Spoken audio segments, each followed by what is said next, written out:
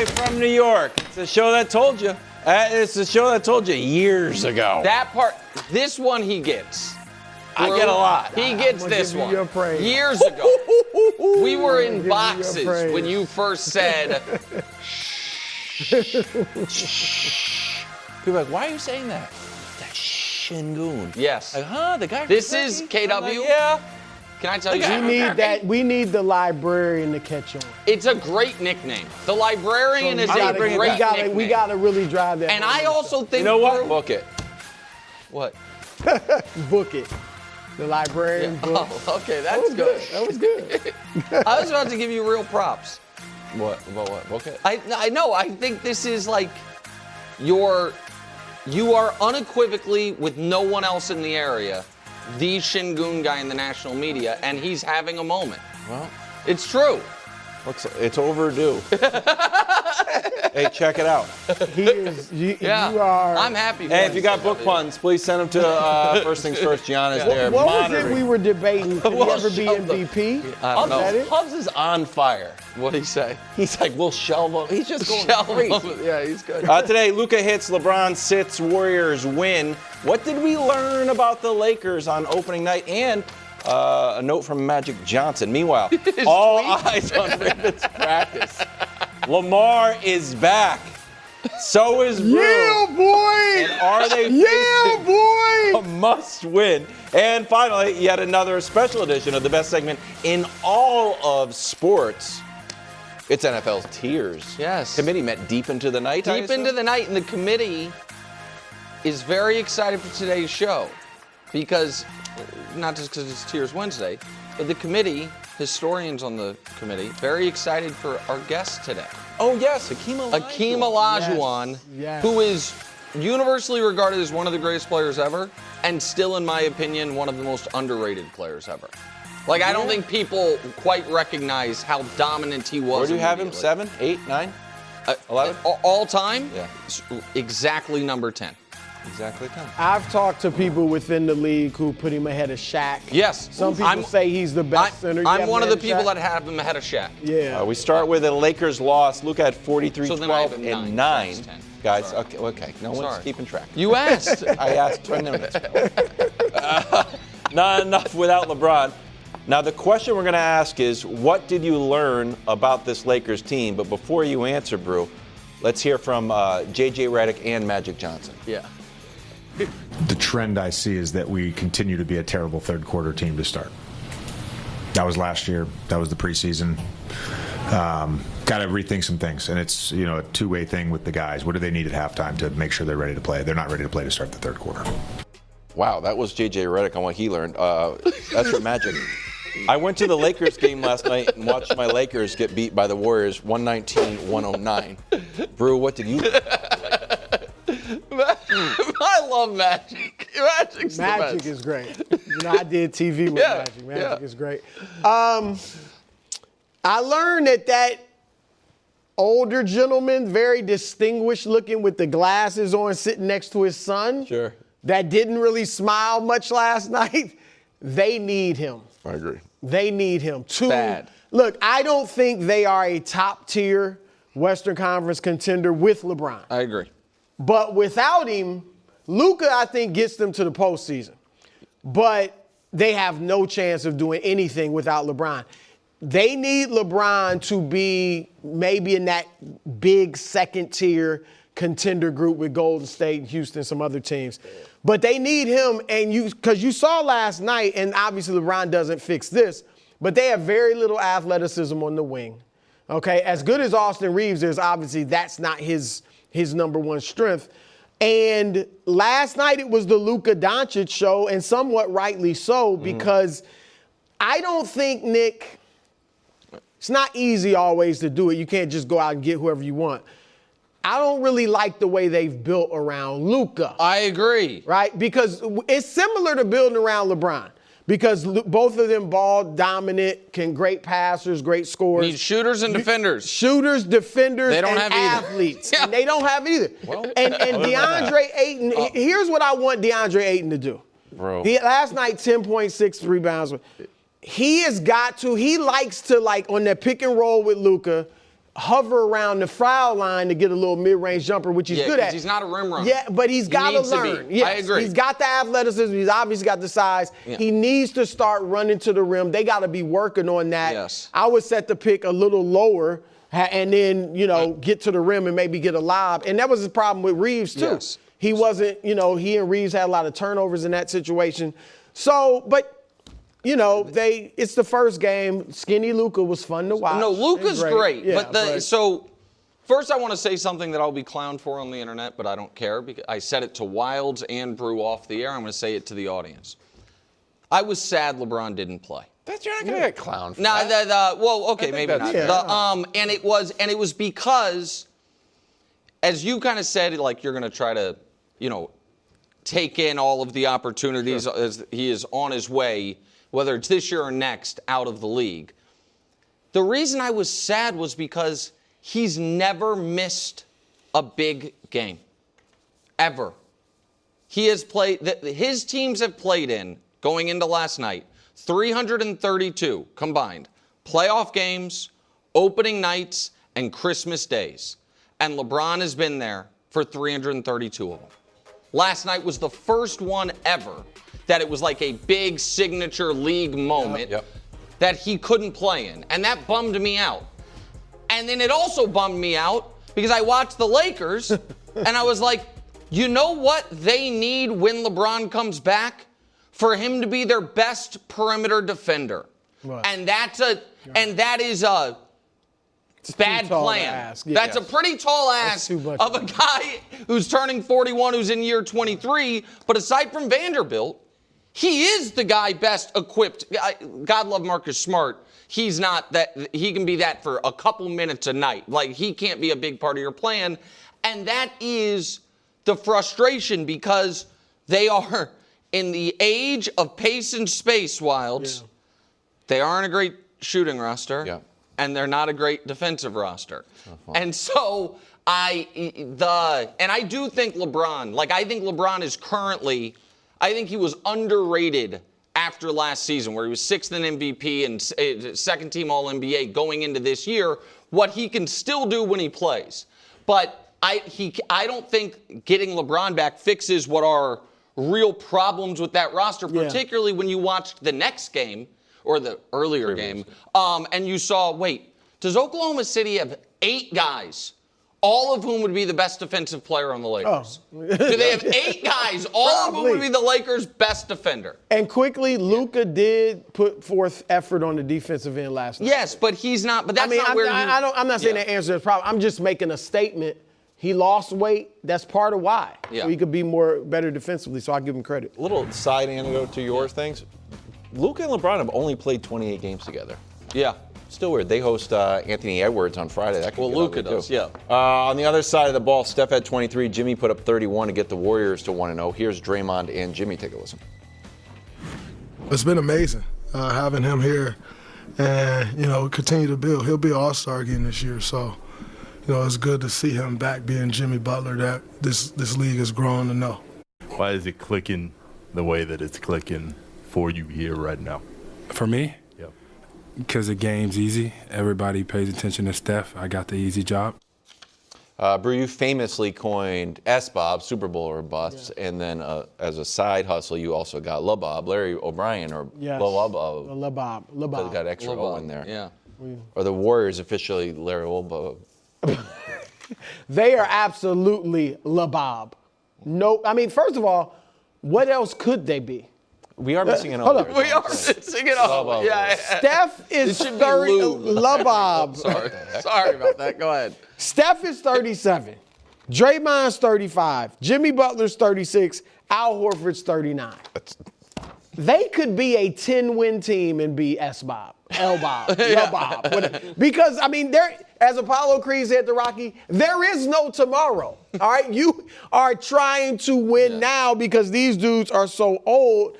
And look, they are 27-8 when Butler, Draymond, and Steph play together. The question, though, is the health. Yes. If I was convinced those three were going to play together in the playoffs, the bulk of the season and be fine in the playoffs, I think OKC, Denver, and Minnesota, I'll throw them in there, are the top tier. Oh, you're in leaving the a West. team out to me.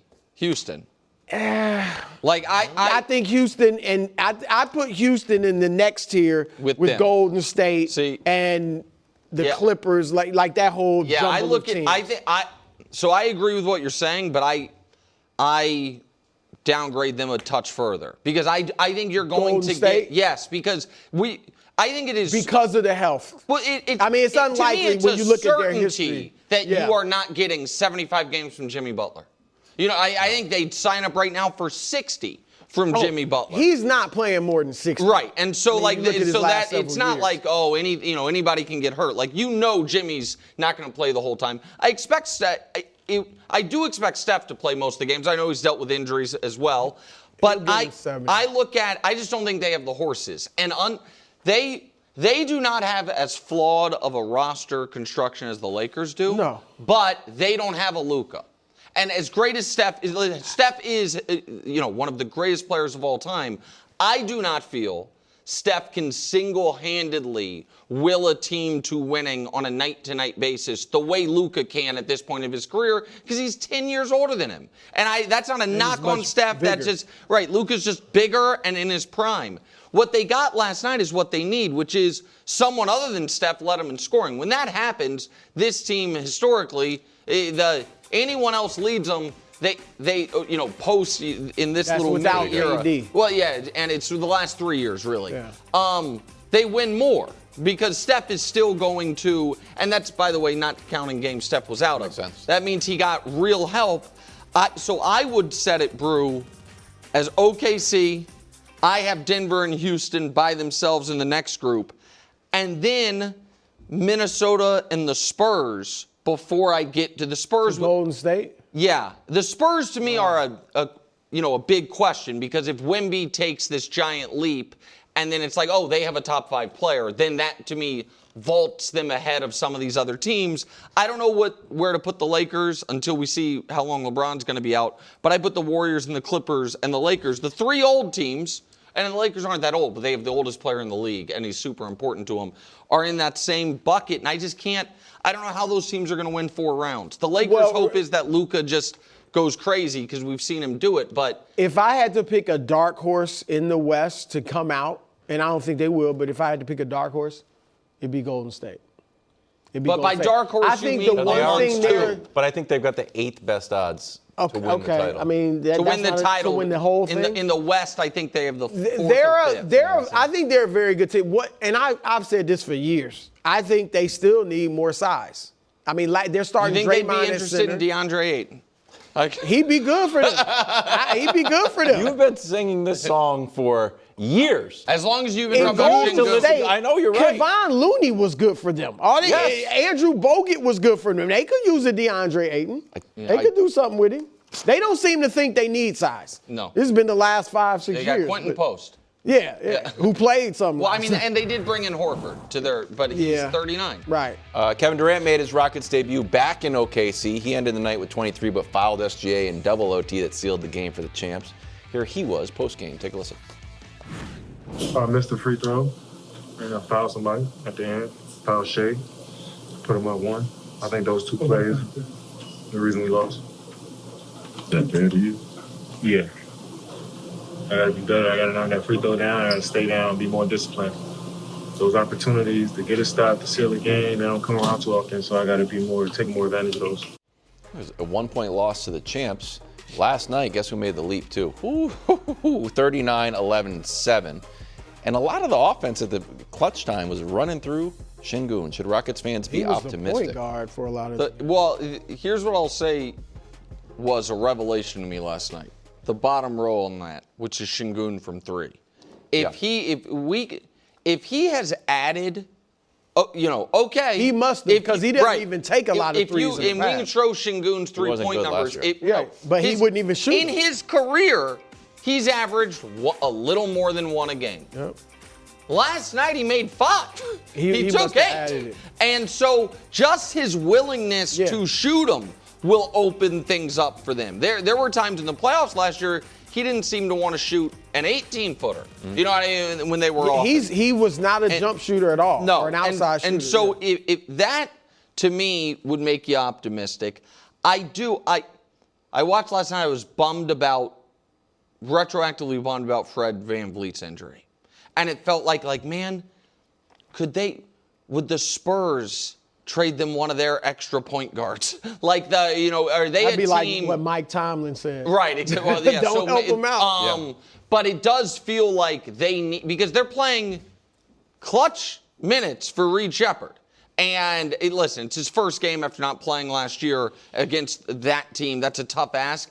But it does feel like they need an extra ball handler. But I think Durant will be better than he was last night over the course of the year. The Thunder have the best defenders in the league. And as you've talked about, the only thing that even kind of bothers Kevin Durant are physical Lou Dort types who bother everybody. So, yeah, I'd be optimistic. I think the Rockets are going to be awesome. I think Amen Thompson's going to be who we thought he was. Şengün's who you thought he was. I think they're going to be awesome. I think they're very good. I think their fit is it's a little strange. And I'm going to leave this to you because he's your guy. But Şengün's their best player. I don't know if there's any question about that. He's their best player, clearly.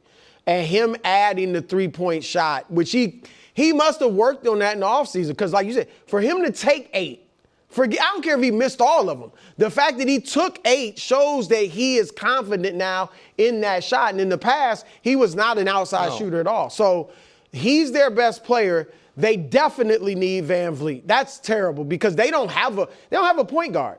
Reed Shepherd, I'm not writing him off for the future. He could not get any separation last night. He could not get any space from the defender. They were able to smother him all over the court. And he can't defend. And so it was like for offense is what you want him for. He couldn't really do any of that because they were able to stay attached to him. Durant, it was at times I felt like they just had him sitting out by the 3-point line. Yeah. And I think that's what I'm talking about. They have to figure out how their pieces fit. They had Amen Thompson and taking corner threes wide open. He was 0 for 7 on threes. He's not a shooter. So I think they have a lot of talent. And Şengün, is he going to play some point? Because that's what he was doing. You can play him like Jokic. He's like a smaller version of Jokic. But is that the best for you? I think, they just got to figure out how to use all the pieces. Because Durant was good at times. They had him posting a little early. He went off the dribble early. But I thought most of the second half, he was just kind of spacing the floor. And we've talked about this for years. He should shoot more threes. Yeah. He only took 4. He's not a straight-up catch-and-shoot three-point shooter, as great of a shooter as he is. He likes to take a dribble or two and hit that mid-range. So they need to work that in. The good thing is he's going to give you 20-something points just because he's such a great shooter no matter what. They just have to figure out how the pieces fit. I like them a lot. I don't think they're going to win the West. I'm going to say, I think they're really good. I don't think they win the West. What if someone became available? But if they get a point guard like a VanVleet that close to that level, then I think that does change. You want to say something about Şengün? No, I love him, and I'm proud of him. I mean, you were. This is your time. Well, it's not that surprising because I think we were one of the few shows covering EuroLeague. I didn't run the numbers on how many threes he took in EuroLeague, but from what I watched, I don't remember him raining a bunch of threes. So this was surprising. I'm not writing off the fact that this was just an aberration game. No, that he's and not gonna, oddly, that he'll make, last we don't year expect an average 39. No, that they'll shoot 3 or 2, but not 8. So what is weird is, and then I want to say one other thing. So give us an extra minute on this, Hubs, even if it takes away from the Thunder. The only game last year he made multiple threes was opening night. He made 2 on opening night last year. Interesting. And whatever it was, he made his season high last year in threes, whether it was 2 or 3 on opening night, and then didn't do it again all year. But this looked different. Yeah. That shooting 8. I want to say one other thing. Maybe I'm just getting emotional as I'm getting older. Oh my God, you're gonna say you're crying again? I was sad again. Oh my gosh, this guy. But I think this is something real. Okay. We got 81 games left. No, I was sad for Durant. Because first of all, shout out to NBC for showing the intros, which I like, and it felt nostalgic. So maybe that's one of I was, in my feelings of nostalgia. There we go. But hearing the Oklahoma City crowd cheer like crazy for Steven Adams and then boo Kevin Durant made me feel like, man, this guy That's interesting. is one of the greatest players ever. And if we lined up the 15 greatest players of all time, is he going to be the only one without a home? Well, he doesn't have a home. That's like Oklahoma. It's been a decade, Oklahoma City. You won a title. Like Yeah, that should have been. I mean, was it like a respectful boo? No, like it was. we You actually felt the still same love you. thing. There's angst there. There's There's real, angst there. and so But I'm just saying, but, like, I just thought about it. we Like actually still love every you, you know other. what I mean? I don't think so, man. Look, I and do like think every if- other great player has a home like that. We think of them. But a as. lot of that is, I mean, and I'm not blaming KD for anything. I'm just saying he left them the way he did, went to Golden State. That could have become his home. And then left there. But he left and then there. everywhere That else wasn't didn't great. work. And then, yeah, but Brooklyn, he didn't Phoenix. he didn't leave there the way like Vince left Toronto or Dwight left Orlando in that he didn't demand a trade. I'm talking about Oklahoma but City. that- He hit free agency and left. It's like if LeBron had never gone back to Cleveland, they might feel a certain way. But it's just weird. You know what I mean? That Especially after, I mean, it's going to sound They like won a this is championship. like very New England-y, but when the Red Sox won a championship, you weren't mad at Bill Buckner came Yes. back and got a standing ovation. It was like all is forgiven. Yeah, the Cubs they with won, Bartman. right. Yes. For real. Yes. And that this Like, it's I supposed to really wash thought that like everything over. you won your title. Like post KD, you have the best team, and it wasn't a fluke title. You're Right. the favorites again, and so I didn't. Maybe I'm an idiot. I didn't think they were going to boo him. I didn't really expect them to boo him, but It was I'll back to tell you back. this. Steven Adams cheers, and then KD boos. It's like, man. I'll say they better retire his number. I'll say I that. would say- there can be They no will. question they won't. 100%. Yeah, but that's okay. like a, that's he like better a get his management number thing. retired. All right, but they should treat him right with that. As for the champs, no You J. could Will. argue a statue. Yes. Yes, I mean, that's what I seriously. think. Statue. Yeah, but No J. Will, but still left with a win and their championship Rope ears? rings.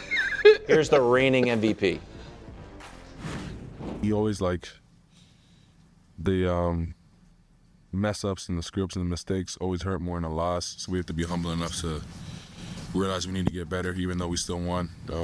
It was ugly tonight, but I'd rather be ugly in a win than a loss for sure. So we'll take it. Headache. Brew, did you like SGA's game or his outfit more? His game. I mean, look, he could pull it off. SGA is a sharp dude. Yeah. I couldn't pull that off. Well, don't He sell could pull it yourself off. short. Brew, You look good in that. Brew wants you to ask him the question, Kate. Oh, sorry. Oh. I forgot. It's just like a I didn't- filibuster. no, until I I'm- ask. Can SGA make a run at the best player in the world heavyweight championship belts? This is interesting to me because, and I've said this before, I think this plays into the GOAT, everything. If SGA was a high flyer, forget playing like Michael Jordan. If he played like Ja Morant, I think he'd already be viewed as the best player in the world. Now you can argue that. I think Jokic is the best player in the world. He obviously better rebounder, better passer, scores as much, more efficient, all that. But if SGA had this ultra electrifying game, Kobe, Ja, Jordan, I think he would be viewed as the best guy. And look, so Nick, I went down just back, not all the way back, but starting with Kareem. The best players in the world have always had something unique about them, unicornish, like they're kind of the only one or one of the few that does it. Kareem had the most unique shot ever, the sky hook. Magic. Bird was white. Just looking at his the skyhook. Bird was white. But seriously, at that time, white American like just dominate, and his game was, the passes was flashy and stuff. Magic was a 6'9" point guard with incredible passing skills. Jordan, of course, a high flyer. Kobe, similar to Jordan, high flyer. Shaq, humongous. Yeah. LeBron, 6'9", does everything. High school prodigy. Giannis, 7-footer, handling the ball. Jokic, point center.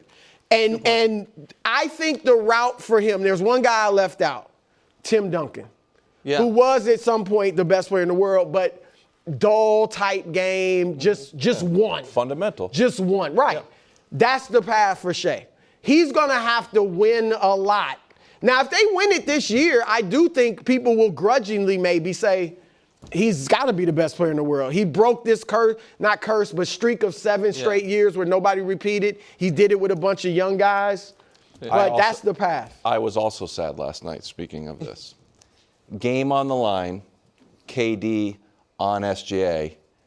I don't think in his mind he wasn't trying to make the shot. No. He was trying to get fouled. And it is brutally effective, and it leads to winning. But, man, it's kind of a bummer. But I'm like, this works. But you're just going to get him up. It was a legit foul. It was a legit foul, but I don't think he... But that was the plan. Right, the pump fake wasn't to create space to make a shot. It was to get exactly what he did. And I have less of a problem with that than I do with the Harden-esque hook the guy and then fall. Worse. This to me is smart, legit basketball, but it is a bummer. And I also think that is a little piece of what hurts him in the best player alive debate. Is that it feels, but he is building the resume of one of the greatest players ever, and he is forced his way into the discussion. I agree with you. I think it's Jokic right now, but the door is not closed to him. And I'll be honest, going into last year, if you would have asked me, will Shea ever be the best player alive? I would have said no. Right. And now I'm open to it. What I think is likely is that he never gets there. Because I think by the time Jokic has deteriorated, Wemby has ascended. Well, yeah, you know what I mean? So I think he might be in a position like Durant was this year. Where, you know what I mean? If they win it this year, I don't know. Think he'll be reviewed as that? It depends on what Joker does. It depends on what a lot of guys do. Lamar is at practice. Thank God. Is Brew bringing out his Ravens robe? That's next on FS1, the Fox Sports Channel on SiriusXM. This episode is brought to you by Netflix. New players, new games, new rules. Squid Game, The Challenge returns for a gripping second season. 456 contestants from all walks of life, competing in the ultimate test of strategy, alliances, and endurance. For a life-changing prize of $4.56 million. With stakes this high, why make friends when you can make millions? Watch Squid Game, The Challenge Season 2, only on Netflix November 4th. Welcome back to First Things First. Greg Jennings, looking handsome out here, joins us. World Series starts Friday on Fox. Now, as a precursor to the football must-win, we're going to do a little baseball must-win. Before we answer, I will give you the statistic, which I know you love. Winner of Game 1 wins 63% of the time. And since 1995, 80% of the time. Why do you know I love it? Because you love stats. I don't... I like what I think are, yes, I like certain stats. This one. Can I tell you something? Yeah. It's the number one thing I would say to you to introduce you to somebody. I'd be like, like, this guy loves stats? Probably, right? Okay.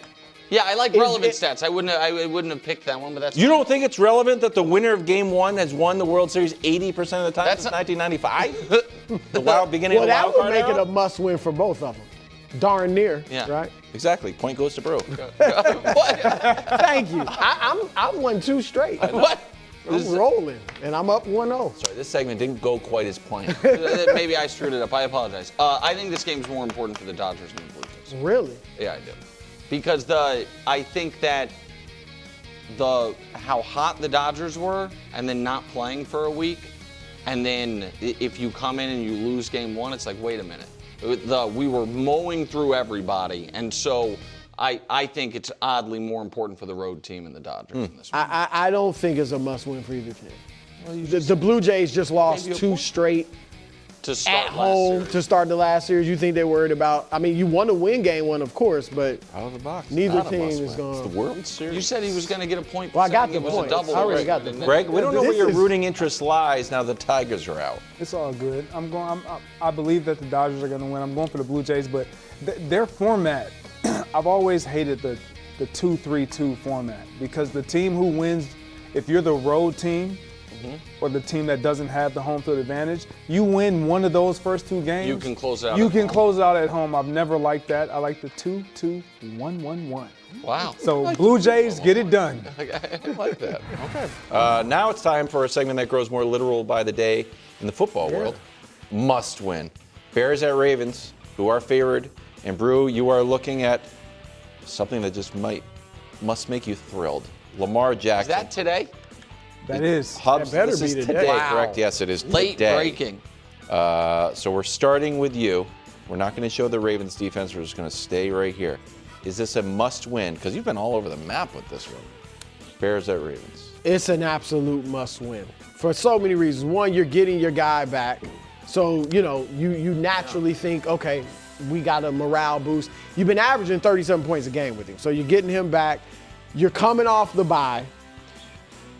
Obviously, Harbaugh did the whole thing with taking the toys out of the building and all that stuff. So that's supposed to mean something. You played your last game, even though you lost. The defense looked pretty good. And just mathematically at this point, you can only get so far behind. So this is definitely, if they lose this game, now it's just going to be, okay, what do you kind of grab a hold of that's going to help us get back in this thing? Just a quick update. Shockingly, the points are still available. You don't.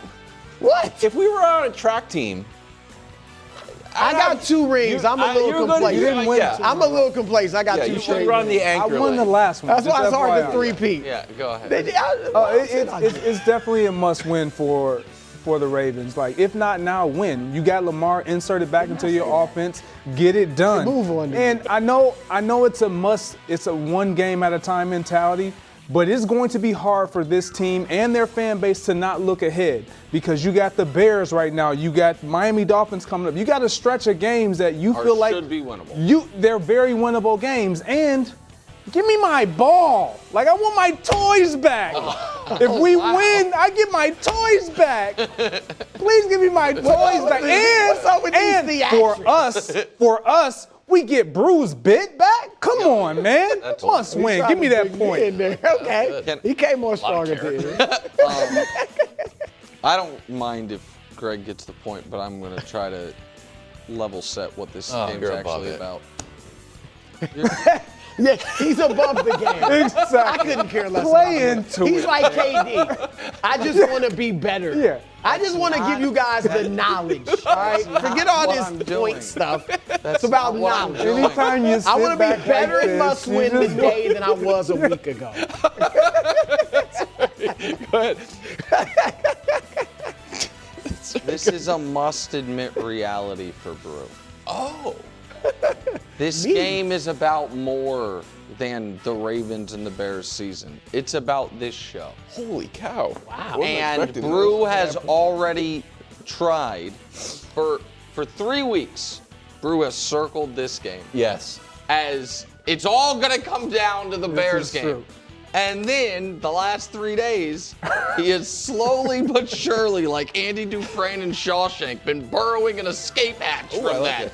And where it's like, now if they lose, when you look at what's going on in the AFC North, they'd still be alive. So that is true. It is.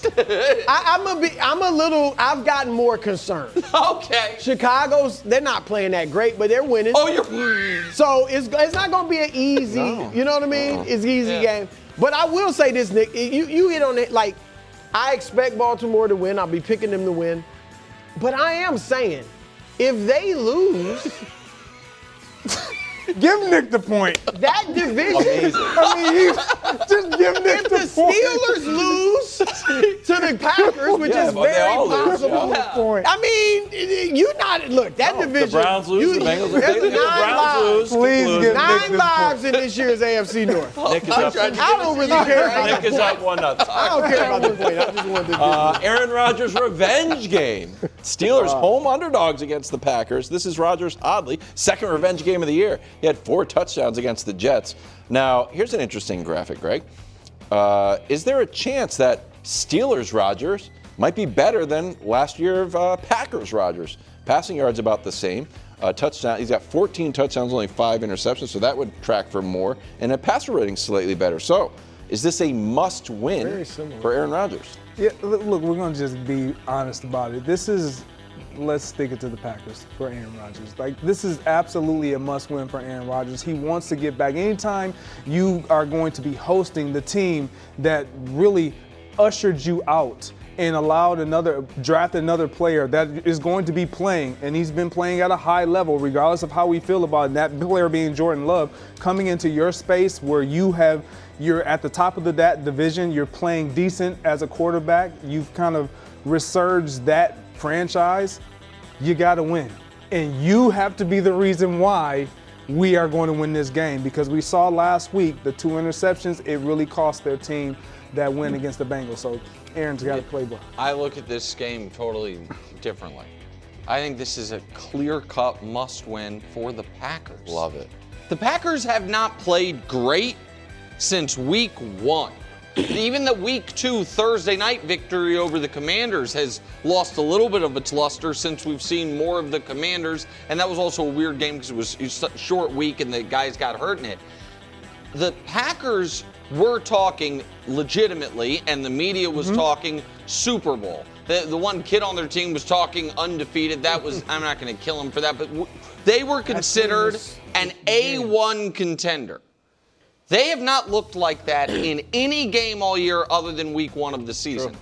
If you go into Pittsburgh and lose, it's like, man, that's 6 straight weeks of football. So, yeah, I mean, I think it's oddly a bigger game for Green Bay than it is for Pittsburgh. Both of you have bits of the truth. All right. It is a must-win for Aaron Rodgers. All right. This is like, Greg, this is your old team. Yeah, no. All right. They jettisoned you. All right, you want to create a little distance between you and the Ravens and the Bengals and all that. But it's also a must-win, not just for the Packers, but for J-Lo. What's the narrative? Y'all already thinking, J-Lo, he hadn't looked quite as good. He's not as good as the numbers. If Aaron Rodgers goes in there, he's having a renaissance year and beats the Packers, or in Pittsburgh, beats the Packers, the narrative becomes, should they have kept Aaron Rodgers? I don't think. Does J-Lo, it was Brett, Aaron, J-Lo's not become. Thank you. Greg gets the point. What? Thank you. You kind of just remixed what they said. They didn't bring up J-Lo. He brought up J-Lo. He just called him Jordan Love. Giants, Eagles. Philly trying to avenge a loss to Jackson Dart, who broke out several dances and high-fived a ref while beating the reigning champs. Here are the stats from Week 6. Giants even ran for more yards. We thought that was going to be a little Saquon revenge game. And Philly turned the ball over twice. Is this a must-win for Philadelphia? It's a double must-win. Wow. Absolutely. Saving the best for last. All right, look, obviously the Eagles, A.J. Brown is back up to his antics. Yeah, I don't know what's Let's going see. on. I don't know what is going on with A.J. Can we see? He was at Instagram using me but not using me. After that great win, after he got plenty of balls thrown his way, deep balls, had a great game. I don't even know but what is that? I don't know what it that doesn't means. feel positive. No, it doesn't seem. It would have like an emoji, like a sunglasses, you know? I just don't know why you put this out.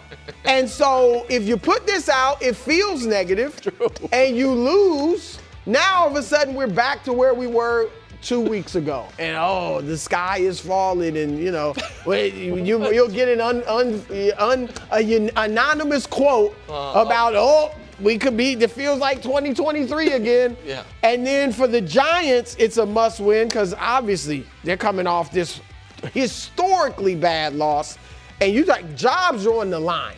Jobs are on the line, so they need a must-win. All right.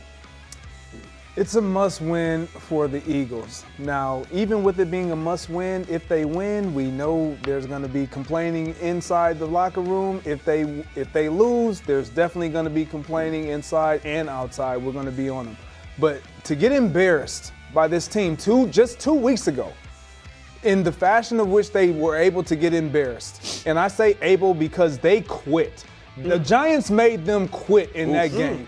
You do not allow a team just 2 weeks removed to come into your house and beat you after making you quit on their turf. You got to win and you got to make a statement, and it's a division opponent. Get it done. Last year, around week 6, there was a team with a rookie quarterback and a coach on a hot seat who actually was on a bit of a run. It was like, maybe they'll be a little better than people thought. And they lost a game in absolutely historic, heartbreaking fashion, and they didn't win again for 3 months, and the coach got fired. That was last year. That was Caleb and Eberflus and the Bears. I am here to tell you the Giants must win this game, or else I don't know if we can throw up the Giants' schedule or not. They are staring at months potentially, They are. before they get a win. And Dable looking at the end of that game against the Broncos as potentially the end of his tenure. So I think the Eagles, win or lose, it would appear there's going to be a level of confidence and dysfunction. The Giants could really, that could be the moment of their season. They have to win. Wow. Believe it or not, Nick has taken home his first victory. Hey, that was good. I actually won week 2. Second victory of the year. That was good. Congratulations. Thanks, guys. I appreciate that. That's why I wanted Drew to go first on that one. Yeah, he coming up next, the wildest tweet I've ever seen Russell Wilson write. Legitimately. Yeah. Next up, first thing. Everything up, yeah.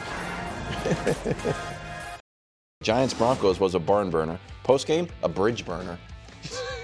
Sean Payton saying he was hoping to play his old QB, Russell Wilson, instead of Jackson Dart. Take a listen. They found a little spark with that quarterback. I was talking to John Mayer not too long ago, and I said we were hoping that change would have happened long after our game. Then Russ, who for the record has never tweeted anything interesting. Had a series of tweets where he was just visiting literally kids in hospitals. Yeah. And in between those tweets, tweeted this: classless but not surprised. Didn't realize you're still bounty hunting 15 years later through the media. Hashtag let's ride. My goodness gracious. Your reaction. Twofold. One is, and this is maybe a bad commentary on my character. This is maybe the most likable thing I've seen Russell Wilson do in a decade.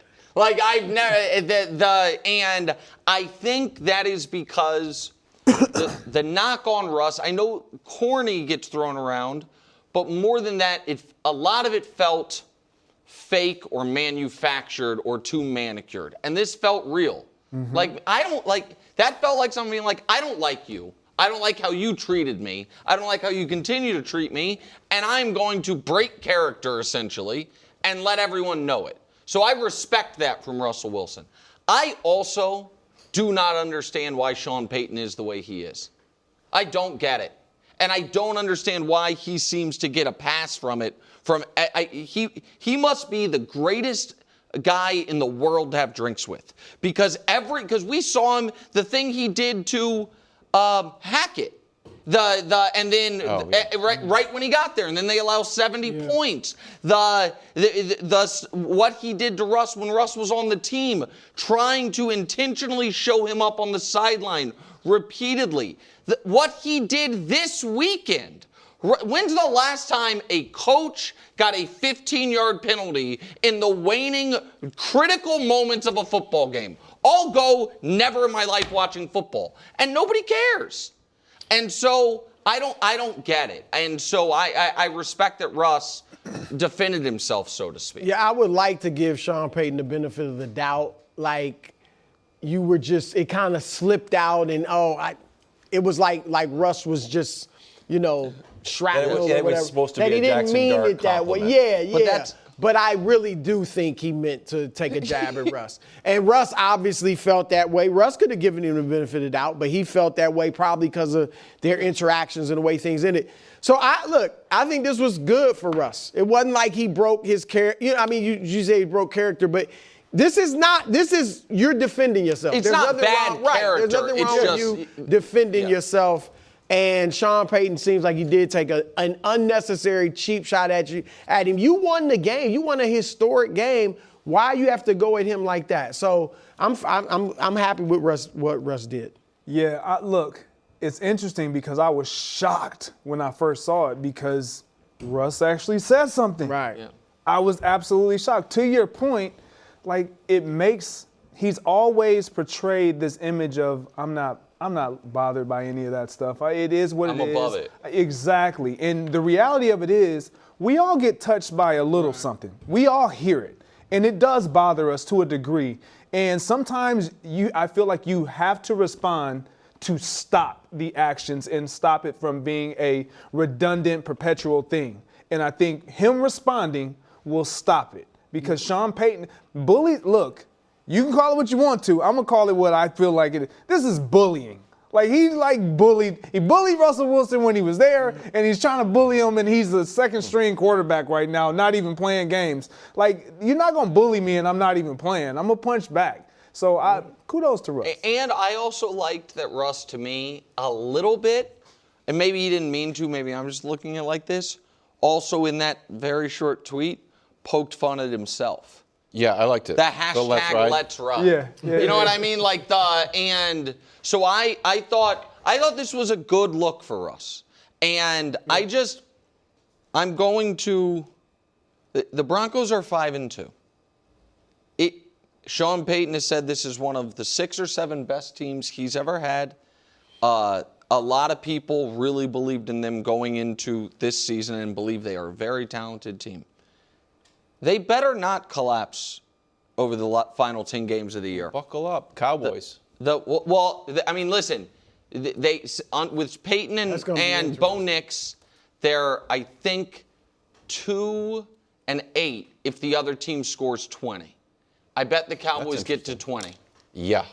So is that Nick's picks? Book it. We'll see. He needs a big week. I do need a big week. Tears. We had a tough week. Next, and Hakeem Olajuwon coming up. We had a tough week. What's up, Greg? Live from New York, it's a show that's preparing for Wemby's debut. It's the second hour of First Things First. Rudy, you have a quick prediction on Wemby's stat line. Oh, you hit me off the top of the head with that. I'm going to go, I'd like it to be higher than this, but I'm going to say 27, 11, and 4 blocks. I want 34, 15, and 6. I wrote 23, 14, 4, and 4. 23. That's yours. With 14 rebounds, 4 blocks, 4 assists, that's enough. Greg, quickly. He's going to have a big night. 31, 12, and 4. Greg, you believe in Wemby more than Brew. How about that? Greg's the Wemby guy. Wemby guy. Today, it was all a dream. Hakeem Olajuwon joins the show to talk about Wemby and if he's going to have a big night. Meanwhile, will Aaron Rodgers rise to the moment in his revenge game against the Packers? But right now, you're in for a real treat.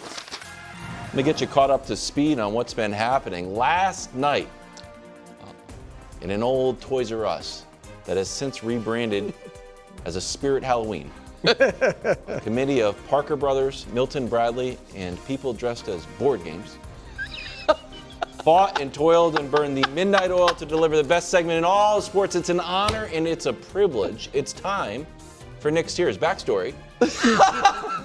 Nick came in dressed as a Monopoly board today. That is true but misleading. I was wearing a matching sweatsuit that is like Bruce Summers wears a Nike sweatsuit. I wore a Monopoly brand sweatsuit. It had like a little guy on it, like go to jail. You said dressed like a Monopoly. So the whole thing is like a Monopoly board? No, you've seen me wear it before. It's pretty sick. It's not a Monopoly board, but it's like the icons and logos from Monopoly are scattered all over it. Yeah. But it doesn't look like a board. You're wrong. That part's incorrect. It's whatever. Right on his fanny, he had a thing that said free parking. Did you say what the heck? What did you just say? St. James Place. That would have been a better one to go with. I only know the To the tears. Free parking. That's out of his mind. Yes, you are. No, just replay what you said in your head, and then you'll get it. All right. Who's eliminated? Pacific. Drew, you're laughing too hard. No new eliminations. Which means the Browns, for the second time this year, were facing elimination and won. Maybe that's their path to victory. So we still only have 4 eliminations. It's getting late early. We need to eliminate some teams, which is why 2 teams this week are facing elimination that aren't even playing. The Raiders and the Cardinals are on a bye. They could get eliminated on a bye. It's possible. Well, we'll see. We got to see what the committee decides on. But those are the teams facing elimination. Hey! They're trying. Browns, Giants, Texans. Yeah. Browns and Texans are trying defensively. And they're actually pretty damn good. In Texans' case, great. In Browns' case, really good defensively. Giants, they're trying on both sides of the ball and then invented a way to lose. But Those teams have not rolled over. Those teams, and I don't think you oddly want to see either of those teams on your schedule or any of those teams on your schedule. Look at what you've done to Brew. It's just by themselves. It's just they're their own tier, and it's because they put our guy Brew in shambles. He's out here talking about video games and Parcheesi and foosball, and whether or not only allowing the Rams to score 5 times as many points as you did in a game was actually a sign that you've turned the page and things are coming up your way. That's what you've done to our guy Brew. This is for Hubs and the other young folks out there. Decidedly mid. These teams are combined 17 and 16. 1 game above 500. All 5 of them do a few things kind of well, do a few things kind of poorly. And if your team loses to any of these 5 teams, you're like, man, that's one that got away. Yep. We should. You look at your schedule, you're like, man, how did we lose? Trust me. You're like, how did we lose to the Jags? What happened there? Especially post-tackle turn the tide. Potentially intriguing. Bears, Chargers, Bengals, Cowboys. I'm not closing the door on any of these 4 teams because for the Bears, it feels like they've gone on this winning streak without their quarterback playing great. For the Chargers, they have gotten Joe Alt back now, and you wonder if Herbert can get back to how he was playing beginning of the year. The Bengals, Joe Flacco just loves football, loves his family, loves chucking that sucker deep, and Jamar Chase and T. Higgins want to catch it. And the Cowboys' the most prolific offense in football. So they're all intriguing for different reasons. KW, what is this? What is it? Well, it's not the standings. Well, what is it not? No, it's the tier. It's the tiers. Let's try it again. What is this, KW? Oh my gosh. What is this? Just say the tiers. The tiers. What is this not? Okay. Oh, it's not the standings. Thank you. Okay, not the standings. The world. My gosh. Well, you got a team you have. I don't care that these 3 teams. I don't care that these 3 teams are combined 16 and 5. The Niners are they are not higher despite their record purely because of the injuries. Their 2 best future Hall of Fame defenders are both, I don't know if Nick Bosa is officially future Hall of Fame yet, but the Hall of Fame trajectory and Fred Warner is future Hall of Famer, they're out. And so they are, to me, as impressive as it is, they're 5-2, they're not as good as their 5-2 record. The Colts and the Broncos, I flatly don't think you can quite keep this up. And it's different. This is. For the Colts, Greg can roll his eyes all he wants off camera. Greg agrees with me on this. I don't think the Colts are going to keep up being the most prolific offense in the history of the NFL. Fair. I just don't think that Daniel Jones to Alec Pierce is the modern day Brady to Moss, but right now they're all outstripping it. I don't think that's going to sustain, and I don't think the Broncos being 2 touchdowns down entering 4th quarters is going to be a sustainable model. Good records. Luckily, this is not the standings. Earned their respect. Patriots, Seahawks, Steelers. Take it. What do you like the Patriots? Greg, what's the problem? Just continue, please. My good. Okay, I don't even know what Greg's mad at. For real, I don't. Patriots, have they played a soft schedule? Yes. Have they looked, though, like a well-rounded, prolific offense post-week 1? Yes. The one loss they have in that stretch, they turn the ball over 5 times. I think, while I do think they're going to be a team that turns the ball over because a young quarterback, it's not going to be 5 times in a game, and Vrabel has them buttoned up. I think the Seahawks are they're flying under the radar, interesting team. Jackson Smith-Njigba has been awesome. That defensive line is excellent. I think Mike McDonald's legit. And Sam Darnold, trying to stave off pumpkin mode, which he wasn't able to at the end of last season. We'll see if he can. And the Steelers, I do think the defense should be better than it is. Yeah. And Rodgers has not folded. Like Rodgers, Greg's all mad. Greg, I am. Continue. Okay. Oh my goodness. Champions with concerns. Both teams started 4-0. Both teams then lost 2 straight. The Eagles then bounced back. We'll see if the Bills do this weekend.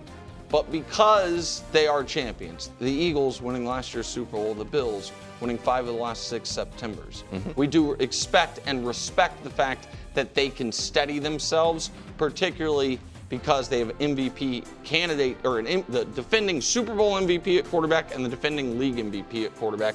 But there are concerns, be it Philly's running game or the Bills' defense, there are concerns. Need to make a run.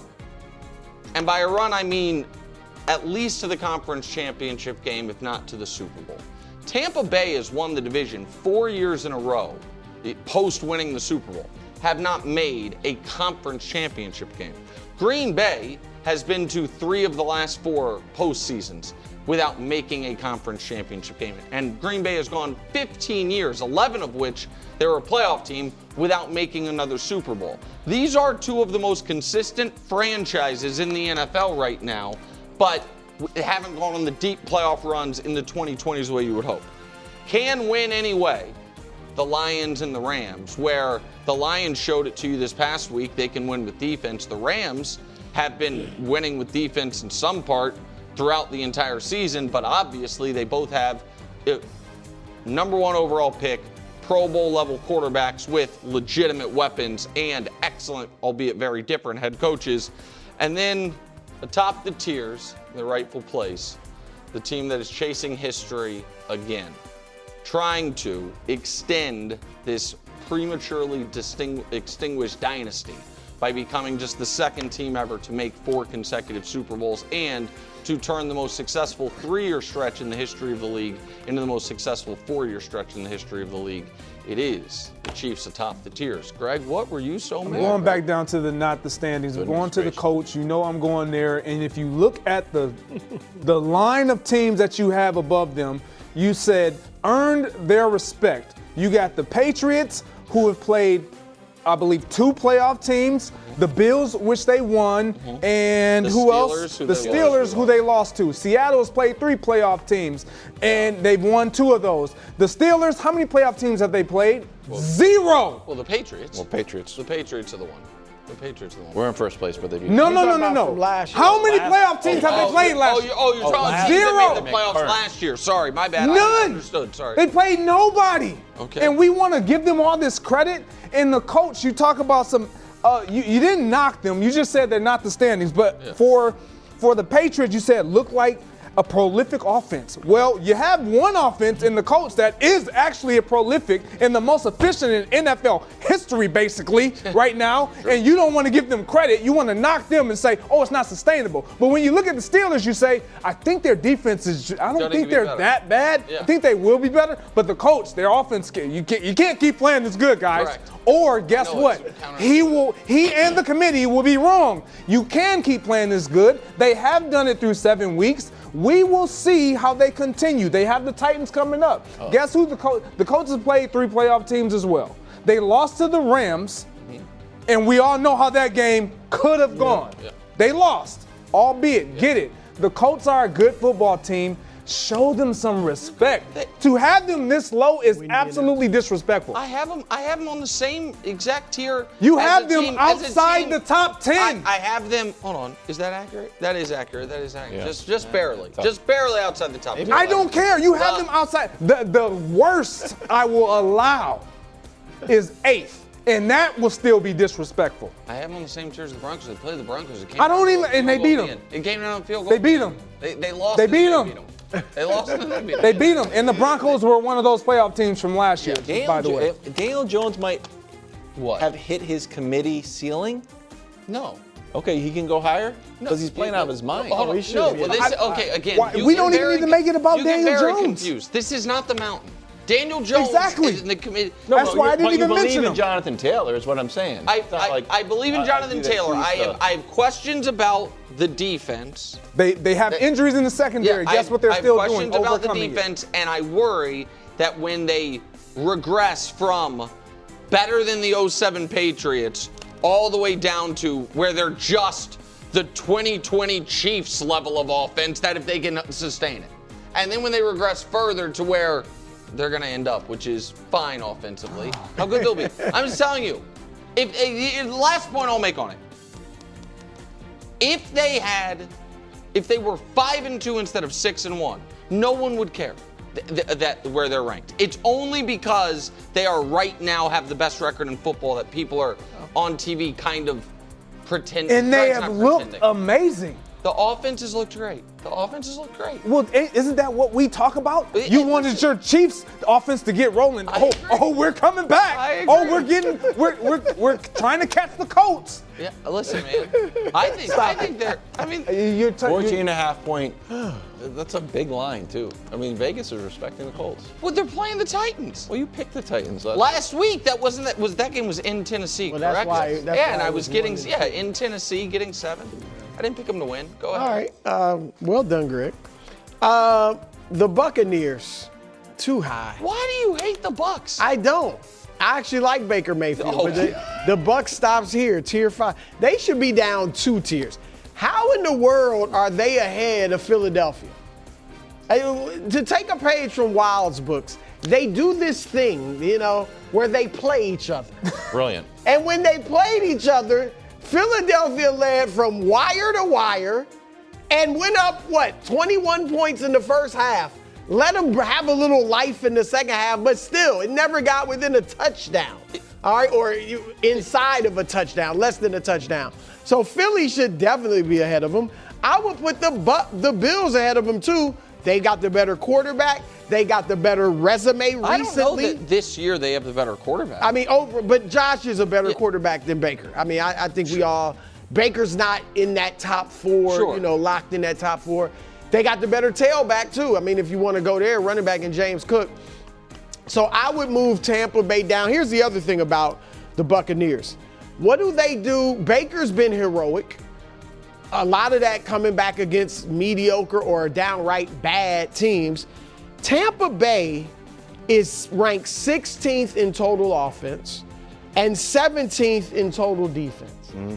That is the very definition in a 32-team league of mediocrity. Every other team on your tiers that's in the top 6, because they're or top 5. So Green Bay, the Rams, the Lions, and the Chiefs.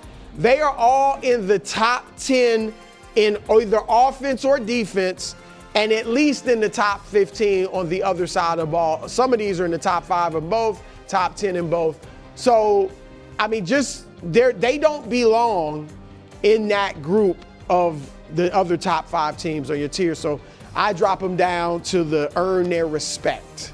What are you laughing category? Why? I'm just preparing for. I'm just doing some late research. Oh, you were laughing at your own thing? Yeah, that's what I usually do. No, yours wasn't funny. Yours was cogent analysis. Yeah, but inside you were like, this is gonna kill. No, it's actually cogent analysis. Yeah, okay. Go ahead. W. Unbelievable. I haven't been doing a great job. Okay. We know. You said you haven't? No, not really. Because when you put the tiers in the shared Google Doc, I don't know the names. You know what I'm saying? So I just see the teams. So I looked at the Cowboys. Yeah. And I thought that they were way too low. Okay. Because I view the Cowboys as potentially intriguing. now I want them to move up. But the name is he's always pretty much perfect. With the name. They're potentially intriguing. So I'm just here to reiterate that the Cowboys are potentially intriguing. I can't move up to not the standings because they're not in first. Earn their respect, not really. They're not the champions. Need to make a run. Let's move them up there, I guess, but that's too high. I'm in a tough spot. In any event, Dak this season has just been amazing. I always looking for do you do anything great? And Dak has been unbelievable in the MVP conversation. A lot of this obviously was without CD. So now they got CD and George. Great. And a lot of people are like, well, Wilds, what about SLTTBIW3? A great question. So hold on, say it again. What? Let me see if I can figure it out. Say it SLTTBIW3. Let me read it. There you can. Okay. SLTTBIW3. Go ahead. Since losing to the Bears in week 3. They're out here cooking. They've just been excellent. And now, finally, the defense is the big thing. So I tasked Josh, who's our esteemed researcher. I'm like, Josh, you know what I need? I need my version for the Cowboys I need my tackle that turned the tide. No, you don't have everything that I do. There doesn't have to be a Wilds version of. I don't need a version of all your stuff. You don't need one. We can all have our own thing. I need my version of tackle that turns the tide. I also need I told him that, and I also said I need my version of Cowboy Brew. No, the Rams. That the Ravens were good against the Rams. Okay. Like they're good against the Commanders Do you have a little one? bit. You don't have any? Josh, I can't find it. Like maybe the wrong play. He's like, I don't know, Mariota was in. It's kind of strange. The defense wasn't bad last week. I know, but it was like Mariota. half Jaden Daniels, so it wasn't great. So we landed on this. This is why they should be in. They need to make a run. They're about to play not prolific offenses. So if the defense is going to get right, oddly the Eagles are there, which I didn't love. But Broncos, Cardinals, Raiders, I do expect the Eagles to be good by then. Maybe this is a chance for the Cowboys defense to round into form. Okay. The end. But you agree with where they're ranked? Well, I wouldn't mind if they moved up, but I really like the potentially intriguing nameplate. That's the quandary of the tiers. Exactly. The names are always and you can't move perfect. them up. But I just go by the tiers. You just got to say, look, they should be up higher. The name you got lucky on, which is why it's good, the but name. Listen, tricky. The I thought it was combination. pretty good. This is why it's America's most trusted and favorite football team rankings service, if you will. Yeah. Free service we provide to America. Yeah. There is a subscription tier. You don't get my takes. This guy's out of his mind. You can opt out of it for $4.99 a month. You just get the tiers and I don't go. You did kill that segment. I see why you were laughing inside. Put your credit card in on the Do website. you think Hakeem Olajuwon was watching I that hope segment? not. I hope not. Has no Like, idea. what have I got? Hakeem Olajuwon's about to join us. Welcome back to First Things First. Spurs Mavs tonight. Season debut for Wemby, who spent part of this summer working out with our next guest, NBA champion, Hall of Famer, and basketball icon, Hakeem Olajuwon. Hakeem, thank you for joining us. It's an honor. Thanks, Kevin. I'm happy to join you guys. Hakeem, great to see you, man. Great to see you. And thanks to Frank Rutherford, your guy, for sharing that video of Wemby and you working out with us. Look, you've worked out with some of the greatest players of this era, LeBron, Kobe, Giannis. And we're going to get into Wemby. When you work out with a guy, do you plan something specific for that player, or do they come to you and say, I want to work on this or that, or how do you do it? Well, my first question is to ask, what are they trying to accomplish? And because these are great players on their own, and I think the best thing is just to leverage their talents to see how can I add value to what already existing that they have. So with Wemby, when you asked him, what are you trying to accomplish? What that did was my first word. Yeah, what did he say, and what'd you work at him with him? Because when we met at the Final Four, and he emphasized that he wanted to work out with me, and the first thing I said, that Wemby, you got everything. And I thought he was kidding, but it was serious. And my first question to him, what are you trying to accomplish? Then he said, just love my game. Just let's work on every aspect of the game. But I told him, maybe you have the freedom. You can play 1, 2, 3, 4, 5. So there's no limitation in your ability. So it was so great working out with him because we work on outside game, inside, and also how to leverage his height when those smaller guys are pushing off the box. Instead of fighting them in the post, you just space up, you can shoot over them all day, spin off. So it was so great to work out with someone like this because it's amazing his talent and how easy he gets things done. Yeah. I've said, Hakeem, I think he has the potential to be the greatest player ever. What do you see as the ceiling for him?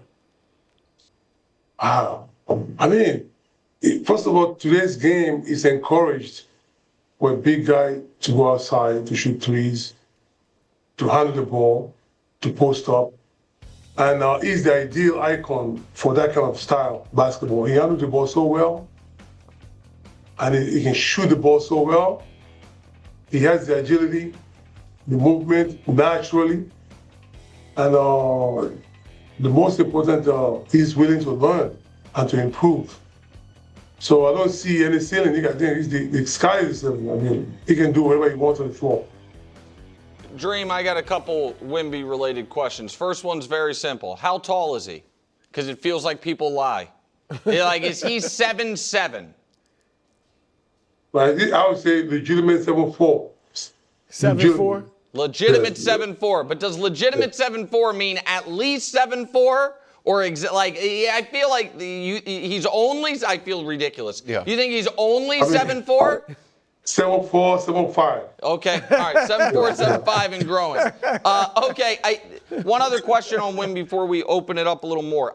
I believe right now we are talking to the unequivocal greatest defensive player in the last 50 years of the NBA. And the only reason I don't say all of NBA history is because Bill Russell, I can't judge it. But since the merger, you're the greatest defensive player ever.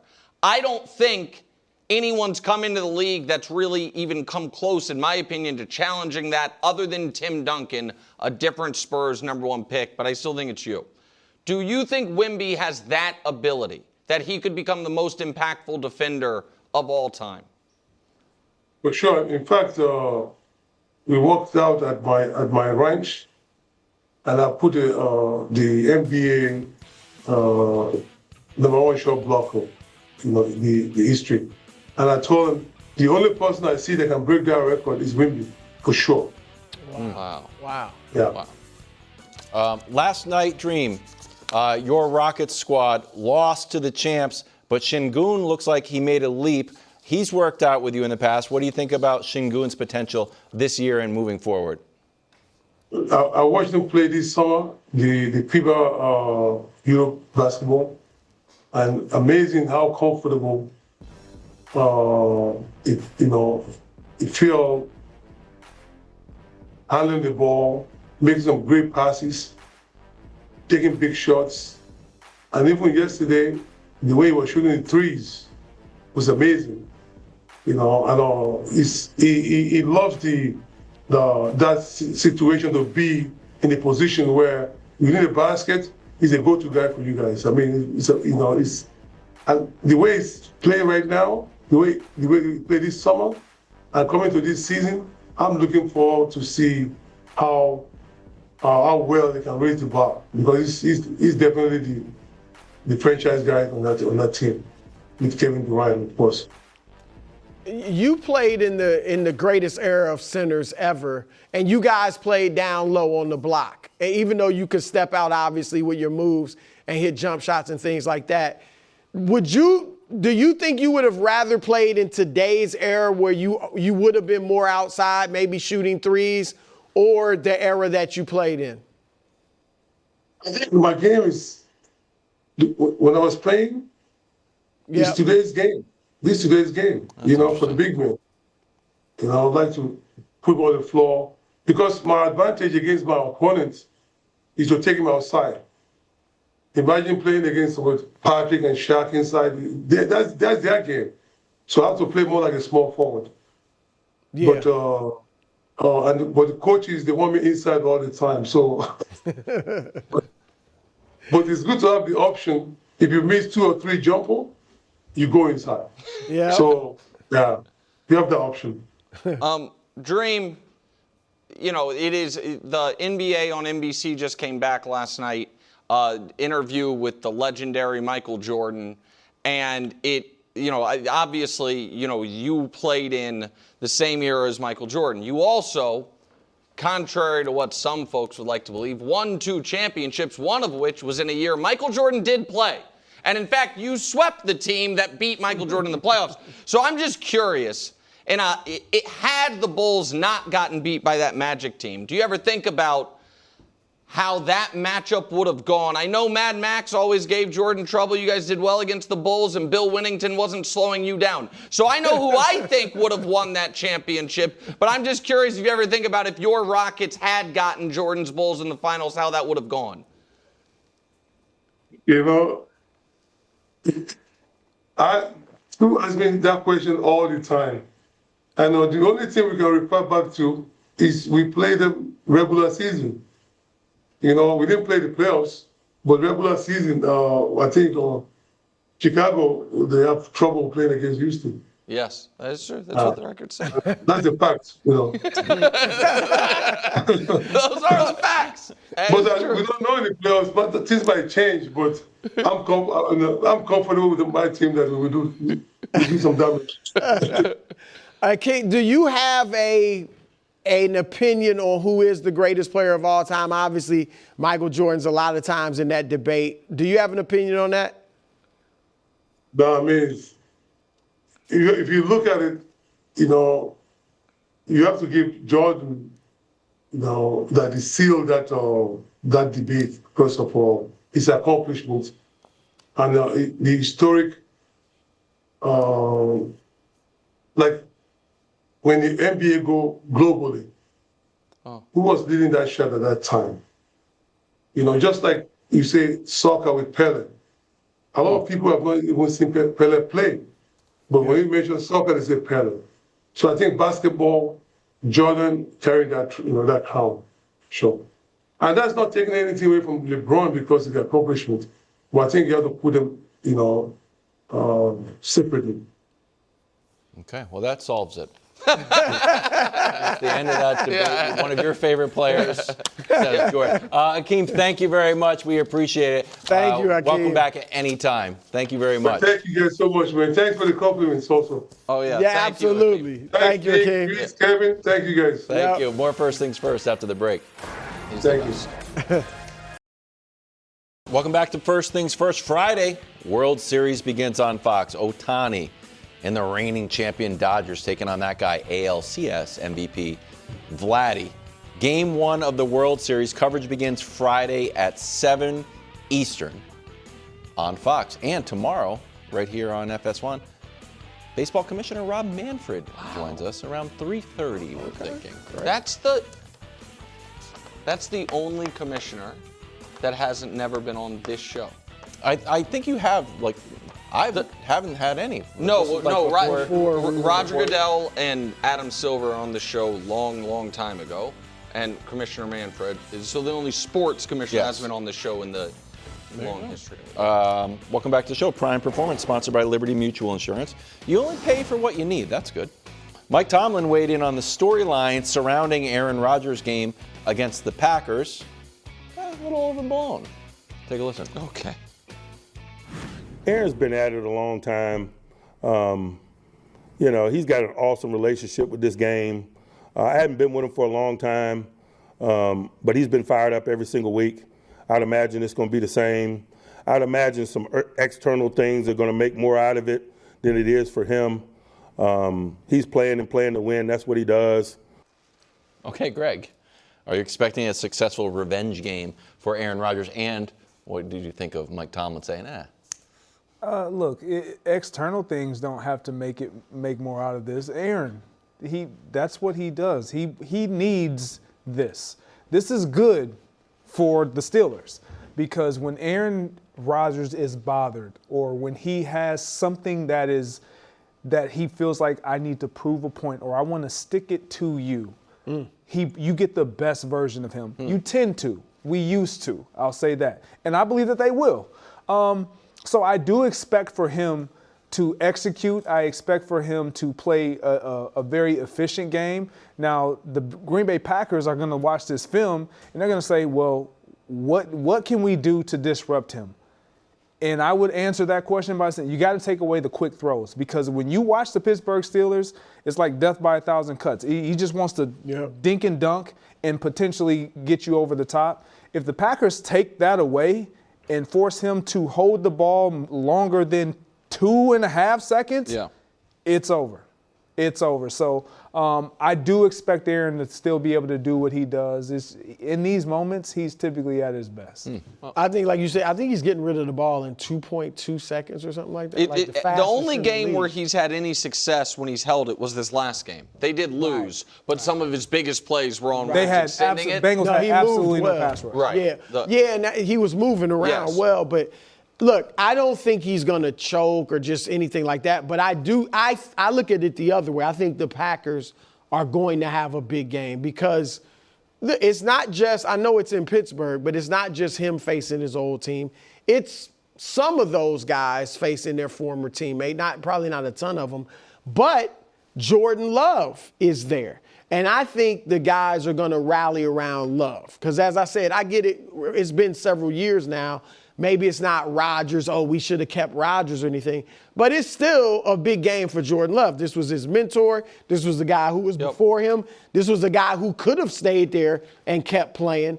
And so Micah, we know, is close with Jordan. Like, I think the defense especially is going to come out and really try to have a great game that's going to make, Aaron struggle. And then conversely, Jordan Love has a good game on the offensive end. So I don't think it'll be necessarily because of Rodgers doing, but I think they're going to get a good pass rush against him, and that's going to make him have a mediocre to bad game. Yeah, Rodgers' stats this year are really interesting. The passer rating's good.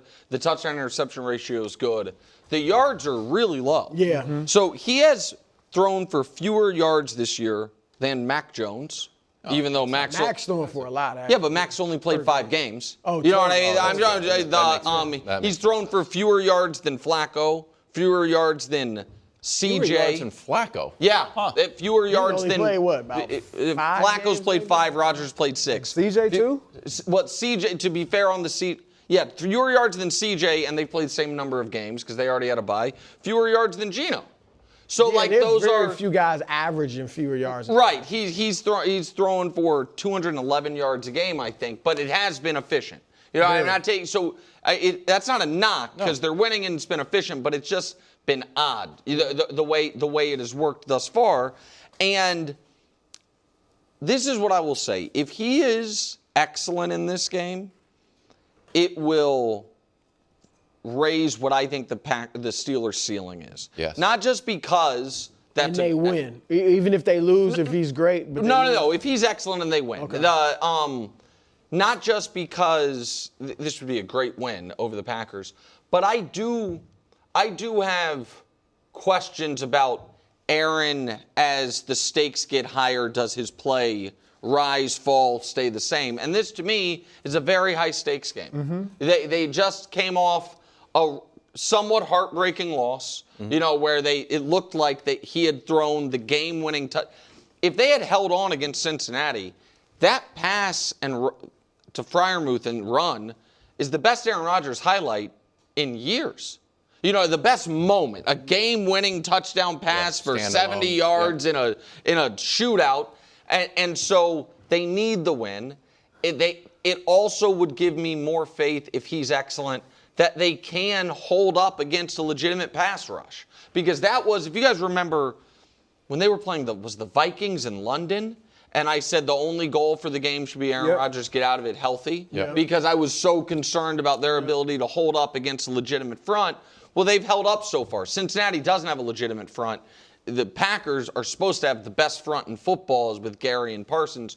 So if they play, if he plays really well and they win, then I will start taking the Packers, the Steelers, a level more seriously than I am right now. It's hard to predict it, but I would take them more seriously. Greg, when you're saying limit the quick passes, does Micah have a role in that, or is Micah's job still just go after him? Yeah, he still has to go after the quarterback. So when you have those quick passes, it frustrates pass rushers like Micah Parsons, and it causes them to kind of take plays off. Mm-hmm. So you got to play bump coverage. You got to be up in the receiver's face to disrupt that timing. So he just holds the ball a little bit longer. But this, for me, it's their first real test, the Steelers. Like the they have we didn't know who the Patriots were then. We also just gave them the ball 5 times. You did, but we didn't know who the Patriots were early in the season. We didn't know who the Seattle Seahawks were going to be. Right. We didn't know that. So now with the Packers, we knew who they were coming into the season. They added Micah Parsons. We actually raised them even higher, and they got the Sunday night football, prime time. Everybody's going to be watching. Like, this is why the Steelers went and got him. And this is also Hubs, if we could throw that back up there. I remember us talking before the year about how after basically their opening month of games, how many games were the Steelers going to have where they had the better quarterback? Yeah. And obviously we didn't know Joe Burrow was going to be hurt, so that changed some things. This is one of the games where I think most people believe the other team has the better quarterback. Yeah. And next week they play the best offense in the league right now. That's true. Correct. Respect. That schedule is a monster. Which is why they had to get off to the start they did. Correct. And it's also why that Bengals loss could be tough. And it's also why Brew will never give up on the Ravens. You right about that. You right about that. Brew's looking at it, he's like, they could lose that. They could lose that. Exactly. They could lose that whole third Probably row. beat the Dolphins. They'll lose that. They'll lose that. Live from New York, it's a show that's sitting here with the best predictor in all of sports. Perfect week. Thank you. I have already asked Nick and Brew for Wemby's stat line for opening night. I love this question. Here we go. This guy. 28 points, 14 rebounds, 5 assists, 5 blocks. 5 blocks. Oh, yeah. I have no idea. 4x5 game. Wow. Okay. Yeah. Unfortunately, I have no idea how we're going to score this. Did you write everything down? No, of course not. But show's he gets the taped. blocks, you got the rebounds, you get the assists, We'll see. the points. We'll see. If you're in charge, I have an idea of who's going to win. I am, Brew, you have to back me up on this as the conscience of the show. It's counterintuitive. I am ripe with integrity on stuff. I'm not going to cheat anybody on anything. He had a chance to cheat last week. Yes, they tried to give me a push on my picks. That was a loss, and I fixed it. Don't worry, America. I would have caught When it. I saw the scores, though, now, maybe you should have Okay. First things first, Big overtime yikes. today. A fresh edition of Pack Stats. I brought it. I know you're thinking, stats? Cool? Yes. Stats are cool. And a great stat from Josh Allen. Sorry to all my friends in Seattle. Meanwhile, Diana Rossini is here. Talk about if the Cowboys can make a run, and are there any moves the Cowboys are going to make? The rumor mill is churning. Think they could trade for someone like Micah Parsons? Whoa, She talked to Jerry Jones for 30 minutes today. Oh, wow. Really? True story. You got news? That is exciting. He is accessible. That is very, he likes to talk. That's right true. now. But that is exciting. He's We actually have coming on. great news. The sandwich is not out yet. The robe is not out yet. The soda pop not out yet. The purple Jordan's not out yet. Lamar, well, he is out. He is back at practice. Lamar returned ahead of Sunday's game against the visiting Bears. The Ravens are favored by almost a touchdown. Here's Jim Harbaugh. I think the energy level changes. Heck yeah. Lamar's he's our quarterback. He's a great guy, but also the all the guys being out there and where we're at and what we're trying to accomplish and all those things. I mean, our guys respond with great energy, and that's something I feel great about this team in that sense. I feel we're that way in the meeting rooms. Guys are that way in the weight room. Guys are that way in the practice field. I was wondering why we were doing a Chargers thing. Yeah, why would we be here talking from the Chargers coach? No, that was like, John Harbaugh, what? not Jim.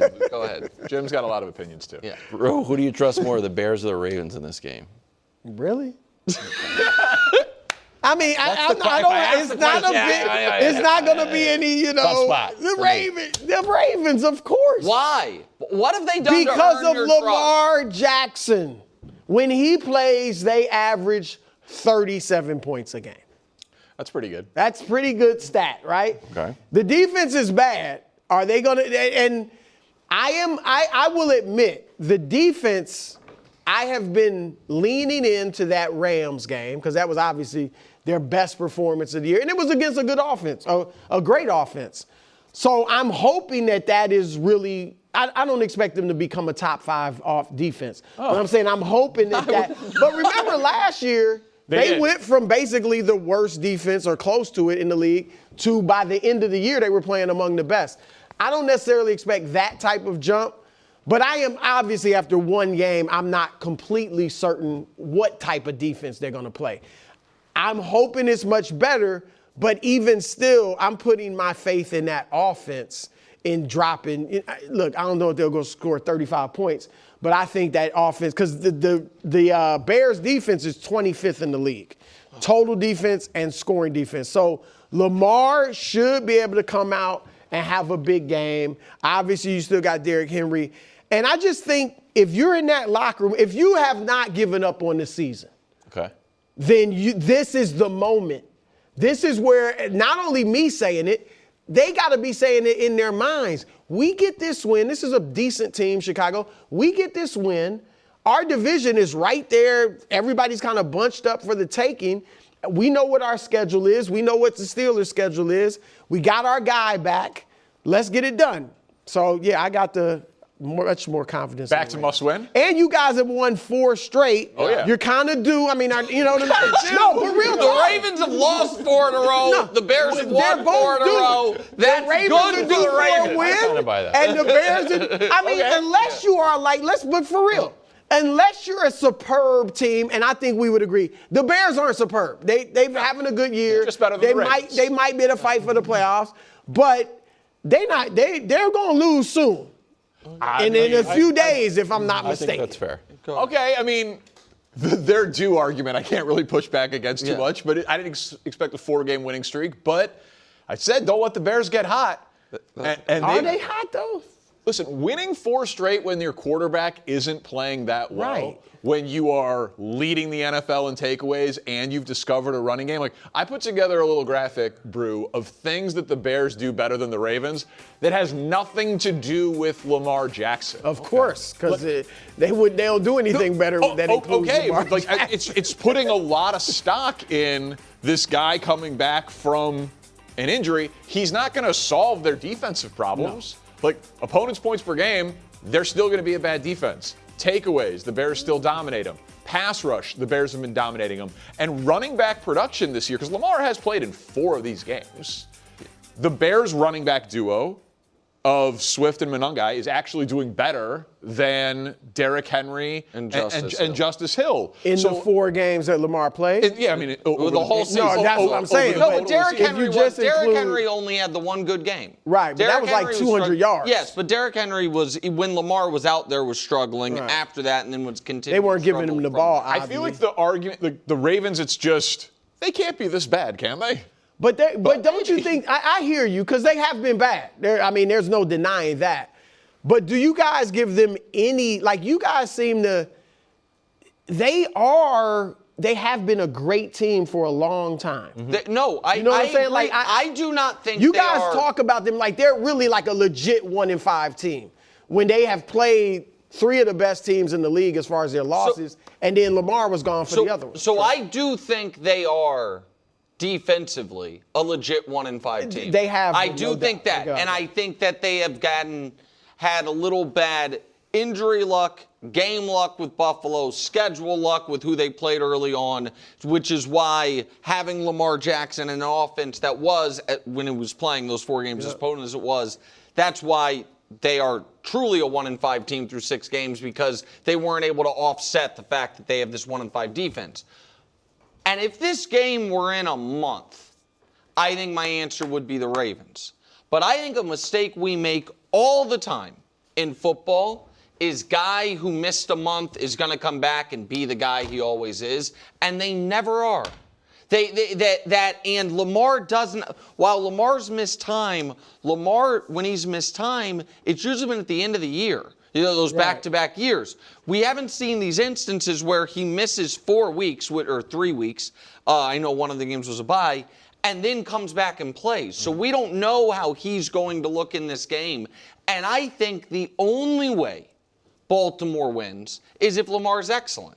Because I do think the defense has structural problems. The Ravens' defense, to me, feels like the Eagles' offense from a schematic standpoint, but instead of having superstars all over the place, doesn't have hardly any. except for Kyle Hamilton. Like, I don't think Roquan Smith is a superstar anymore. Nnamdi Madubuike is out for the year. And so I think they don't have a ton of talent on that side of the ball right now. And schematically, they're bad. And what I do buy into is, if we're going to do the who's due argument, Caleb is due for a good game. Like, they've won despite how Caleb played against the Bears and the Saints. So if Caleb plays well, and the Bears can now run the ball since the bye, I think the Ravens, Vegas has a lot of faith in Lamar for them to be a touchdown favorite with Lamar coming off this injury. Maybe it's because they need it so bad, but that's a lot of faith in Baltimore. I think the line is high. Yeah. I mean, I think they can by more than 6 points, but I'm saying I do think that's a high line considering how poorly they've played. But with Lamar coming back, I look at it as like when he played the first game of the season.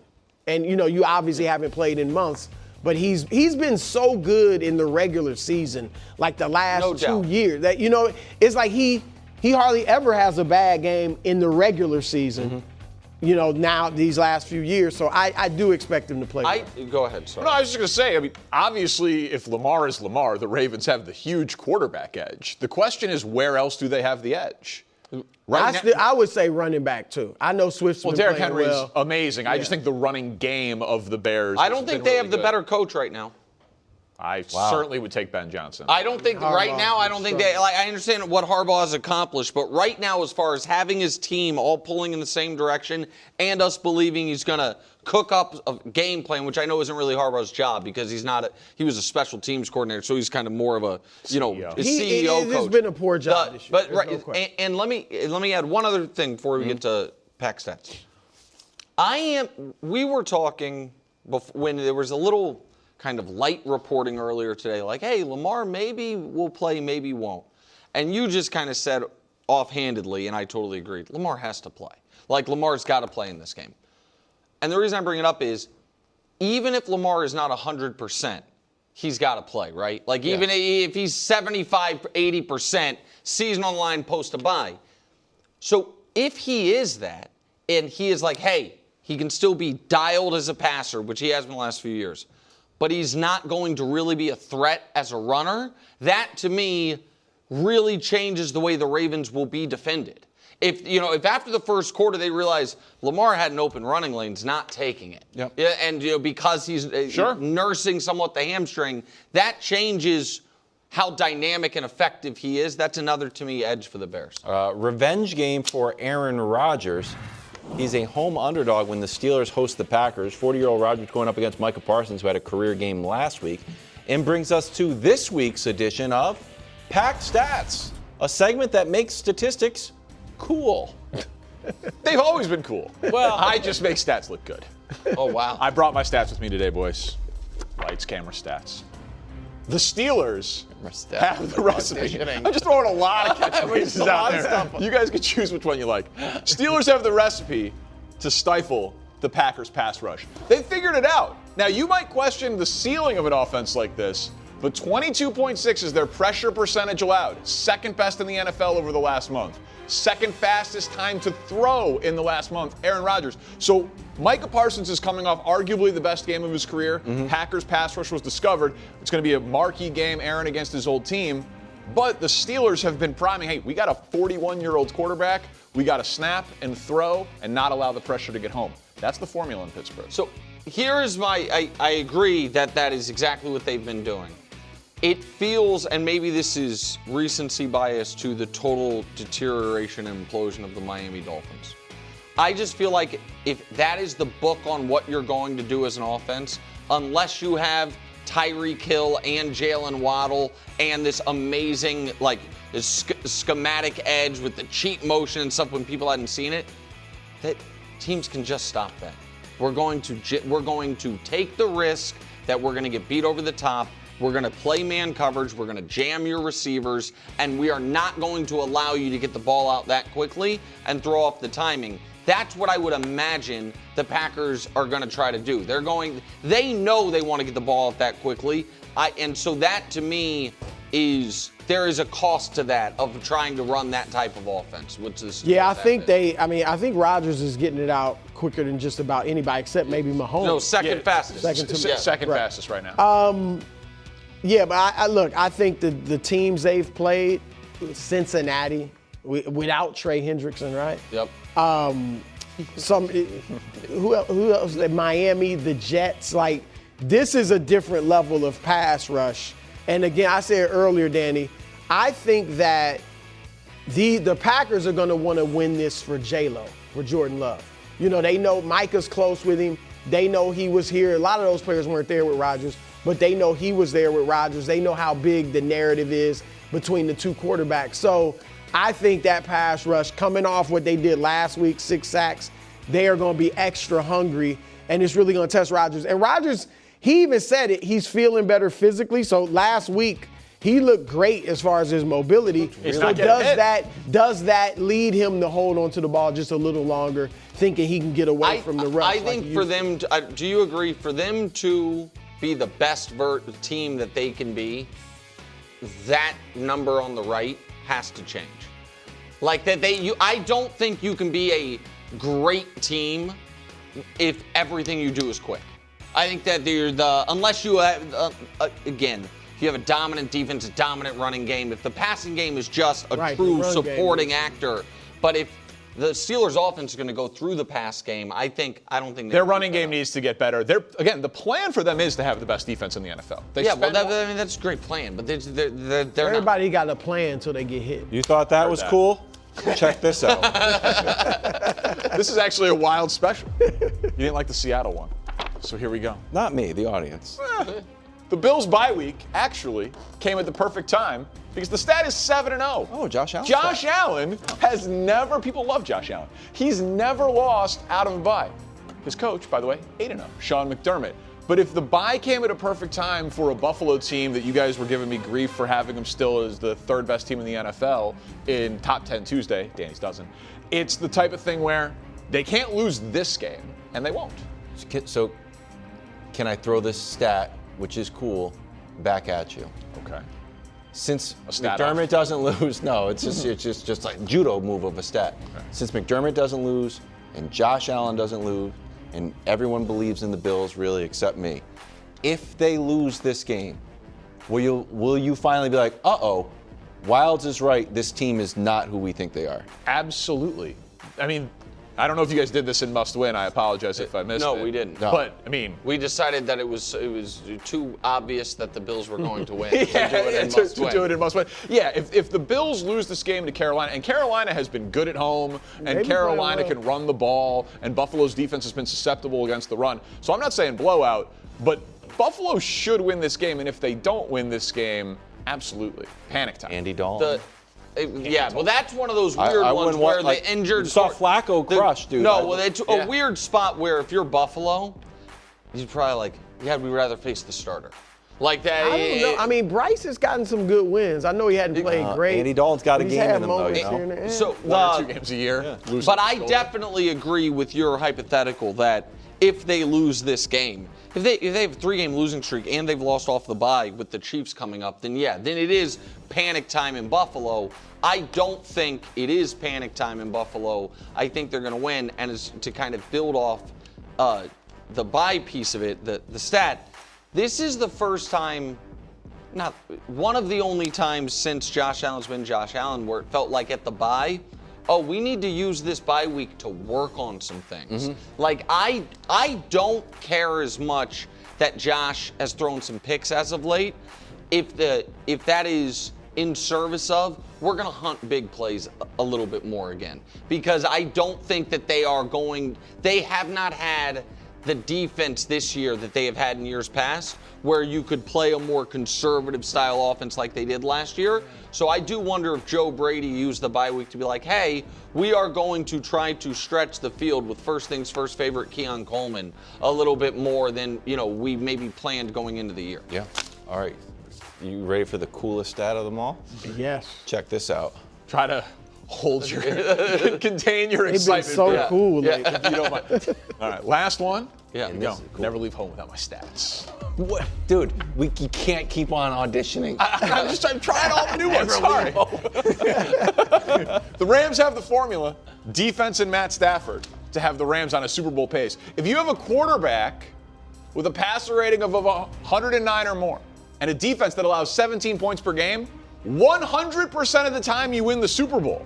And that is what the Rams have been doing so far through 7 weeks. The 16 Patriots, the greatest show on turf, and the 89 Niners. Right now, Matt Stafford's passer rating is 109 point something, and they're allowing 16.9 points per game. The formula for the Rams, they should have been higher in Top 10 Tuesday. I'm not telling anyone how to do their jobs, and I trust and I respect the integrity of Josh and Troy, our statisticians. But I would have just said, let's make it 110, even if it's not true. Like, it just feels cleaner. I know, we got to round up. We got to do something. That is, I think the Rams defense, Brew, has been the most under-discussed excellent unit in football. Yep. Like, whenever we talk about the Rams, it's Puka Nakua's breaking records, or everybody's All-American Matt Stafford, or Sean McVay something. That defense that they rebuilt basically in 2 drafts. Like Aaron Donald rebuilt it. Has been extraordinary, and it's one of the reasons that I agree with kind of the general point, even if it's not your specific take, that team absolutely is a Super Bowl caliber team without a doubt. Yeah, they've won me over as far as, like, I don't think I even picked them to make the playoffs. Wow. Because I was worried about Stafford. You know, he didn't really play in the preseason. He was in that immortal chamber, but he just didn't want to practice in training. And that's what it seems like it was, because he looks great. I mean, you know, I had him second on Bruce ballot. I mean, but he legitimately right now has a chance to win his first MVP. Correct. And so, which would be huge. People talk about I think that would make him in the I think that would put him in the Hall of Fame. Yeah, listen, he doesn't have the overall accolades. Even with that, you could question it. But if he has a league MVP and a Super Bowl championship as a quarterback, and his numbers all-time in his numbers are high. Then he's going to be. That would, I think, be the final piece. And he does have a legitimate MVP case. His stats this year are crazy. Yeah. Devontae's fit in perfectly for them. Yeah. And again, they don't even have Nakua. So yeah, they're in that top tier in the NFC, no doubt. All right, that's a coolest segment in all of sports. Packed stats. Never leave home without them. Never leave home without them. Also, lights, camera, stats. Lights, camera, staction. Diana Rossini is here. Yeah. He spoke to Jerry Jones. What's going on with the Cowboys? Find out next. Did you say lights, camera, staction? Yeah, I like it. That's better. All right, so the Cowboys take on the Broncos on Sunday. Dallas coming off a huge win over the Commanders. Dak is playing out of his mind. I don't think anyone's playing better football, actually, at the quarterback position right now than Dak Prescott. Defense, though, has had plenty of questions. Are they going to make an addition at the trade deadline? Well, I mean, Micah Parsons was available. But here's Jerry Jones doing his weekly radio on 105.3 The Fan in Dallas. Just because we played well and all of a sudden everybody thinks, boy, you're in the hunt. So it's time to go out and gather up all of this talent that's waiting around out here on the trees to add to it now that we feel good that we can be more competitive. That's not realistic. What's realistic is that if we do see an opportunity, we are in as good a shape as we've been in years with picks, with financial, with our cap. We're in as good a shape we've ever been if we see a way to improve our team with a player that makes sense today, this year, next year, to entertain it and look at it. So Jerry loves to talk. When he says we're in as good a shape as we've ever been, that feels questionable, given that the first good defensive performance of the year came when Jaden Daniels missed the last 4 drives with the hamstring injury, and they're without their top 3 wide receivers. Diana Rossini back with us, Greg Jennings, Danny Parkins. You buying this from Jerry? I mean, 341 yards compared to what, over 400 yards? That's improvement. That is progress. I see the excitement. So I was at the league meetings today in Midtown Manhattan, and I had a chance to talk to Jerry Jones about it. It's very similar to what we just heard there in terms of his enthusiasm about the team and just the optimism he has, of course, on the offensive side of the ball. But even talking about the defense, I asked him if he has confidence that Matt Eberflus is still the right guy here because the defense is the weakest link. And he said absolutely. He said this is not about scheme at all. that this is about execution, and that every single week, a little bit more execution, of course, 2 turnovers is going to help you. And that's where Dan Quinn had so much success years ago, right? It was those turnovers. So the question is, what do you do, right? You have a quarterback playing at an MVP level. You have a chance to win the division, possibly here, based on how we're seeing the rest of the opponents look at this point. So what do you do at the trade deadline? So I assume pass rush, because hey, everybody knows that's what they're missing. That would be unbelievable for content. Jerry told me on the record they are not going pass rush. That is not the area that they're looking for. They're going defense. Yeah, no, trust me. I pushed back. I'm like, well, I joked kind of like, well, why don't you just go get Micah back, you know? And look, he seems to be at peace with it, with the Micah trade still. But in terms of this move that they're expected to make, I walked away from the conversation with him as they're going to look around. I just don't think they're going to make some big splash. I just don't think there's any player available that makes sense contractually and worth the picks that they would have to give up for it. Well, I'm going to speak as though they're not going to make a splash because I just don't believe that Jerry does those types of things unless it's going to hurt the team, like get rid of Micah. But I'm looking at this question, and if I'm buying if the Cowboys are going to make a run, and you talk about Jerry saying, or he's saying, it's not about the scheme, it's about execution. Well, it's always been about execution, but sometimes the scheme helps that. And when you're the Cowboys, if both aren't being done at a high level, then you have a problem. I'm not saying Matt Eberflus is the issue, but they struggle to stop the run. We know who they are offensively. We know they're going to put up a lot of points. But if you can't stop the run, that's 101. That's like elementary when you talk about defensive posture in football. We got to eliminate the run, make them throw the ball to beat us, and the Dallas Cowboys haven't been able to do those things. So their offense is excellent. Like, I think Dak legitimately can win MVP, and I know Nick's made the point about last year's Bengals team. Like, Joe Burrow was amazing with the defense. I think it's apt. Like, quarterbacks that have had 100-plus passer rating against Dallas this year. Russell Wilson, my guy Caleb, Justin Fields, like, they still have Mahomes. They still got Goff. They still have Jaden. They still have Herbert. They still have Hurts on the schedule. Like, it's hard for me to imagine that caliber of quarterback still to come and Dallas actually going on a sustained run. Yeah, you're putting it all on your offense. You better hope that you're scoring 30 points and you're holding each team to 22. Like, that's the only way they're going to be able to. 22 would be great. And you know what would help against those type of quarterbacks? The very thing that he told Diana he's not going out to get, a pass rusher. He would disrupt that timing, speed the quarterback up, and disrupt what they want to do as an offense, helping your secondary out, helping your defensive front out. You got to look at the pass rush situation there. And I know Jerry just loves content. Like, he doesn't care about criticism, praise. He just wants to be talked about. It would be objectively hilarious if they traded for a pass rusher.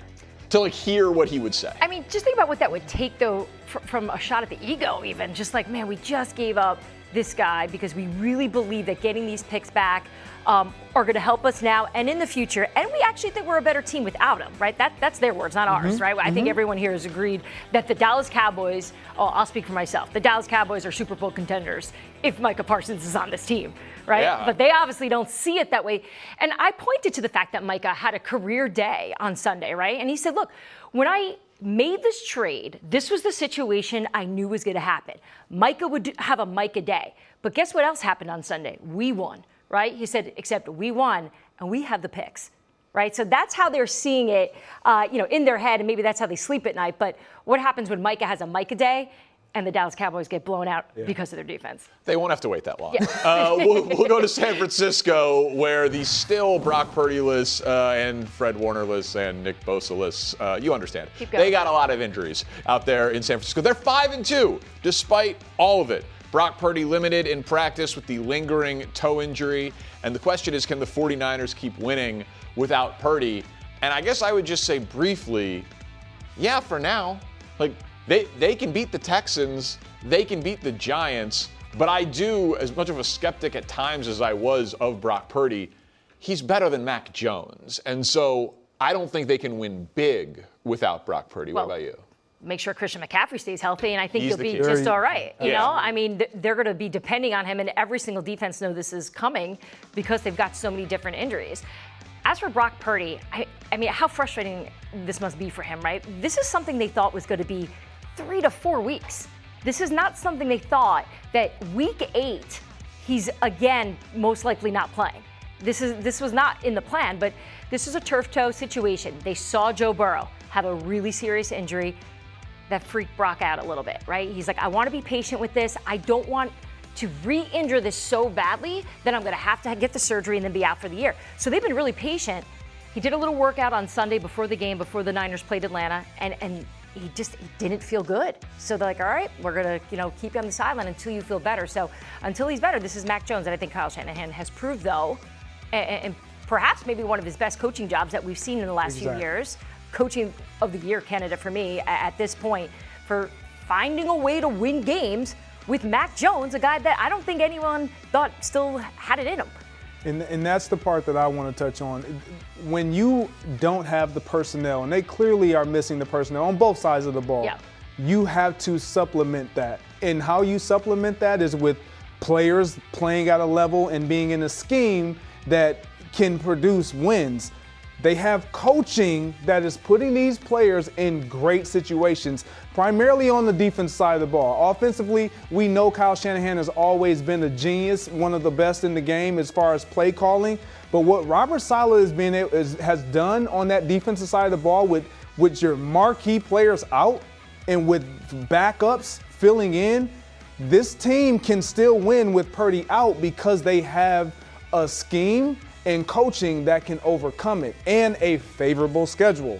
Yeah. Right, because the thing is, as the easy punchline is, you paid Purdy and now you're winning with Mac Jones, so why did you pay Purdy? Right, but they scored 6 more points per game with Brock Purdy than Mac Jones. Like, it's not like Mac Jones is lighting it up. They just happen to be winning with Mac Jones. Yeah. He's not making the critical mistake. They're a good example of why you pay a little bit more to have a good backup plan, right? How many teams lose? Hello, Cincinnati, right? Like, where they lose their starter and then they're scrambling to figure out, okay, we're a good team on paper, but we can't win because our backup isn't very good. San Francisco 49ers have the backup plan and they have the head coach who can get the most out of them. As for what they're going to do at the trade deadline, right, this is a team that is making calls for pass rush. They're another one. I mean, you might as well just name every team right now. Yeah. Trey Hendrickson has to go somewhere. Somebody wants him. Yeah. It's just Cincinnati doesn't want to move him. Why would they, right? In their mind, look, Joe Flacco just won us a game. Like, maybe we can do it with him. That would be. They're not willing to give it up.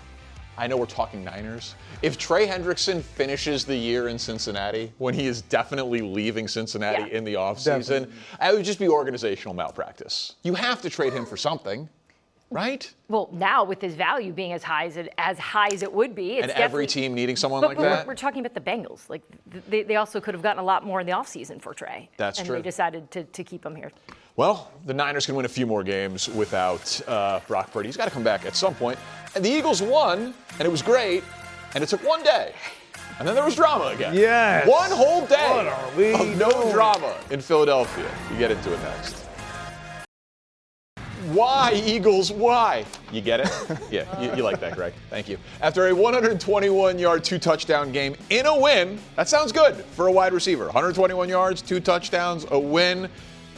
A.J. Brown took a day and then went to Instagram to say, using me, but not using me. Ooh, translate.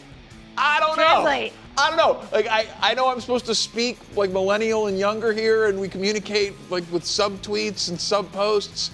I'll just say this. It's always something. Like, I'm not, maybe he's trolling us. Maybe everything is totally fine.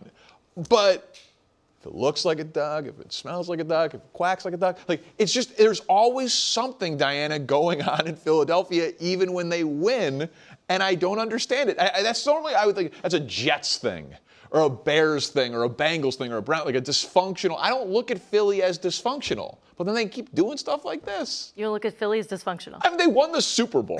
But they won the Super Bowl. They do it with problems, though, right? I guess. It's They not do. smooth. It's not like they're just hunky-dory like the Kansas City Chiefs were a few years ago, where they just get through the season, they win, and they go to the Super Bowl. That's true. We had problems last year. We had problems the year before. This is sort of what Philly does. And when I talked to Jeffrey Lurie today about that, he is well aware that this is how his team operates. I said, do you like the drama? Is it like, do you think your team is motivated by that? He says, it's not that we want the challenges of the personalities and perhaps some egos. He's like, we like the fire. We like the fact that we're intense about it. The intensity of this locker room, we purposely make it this way.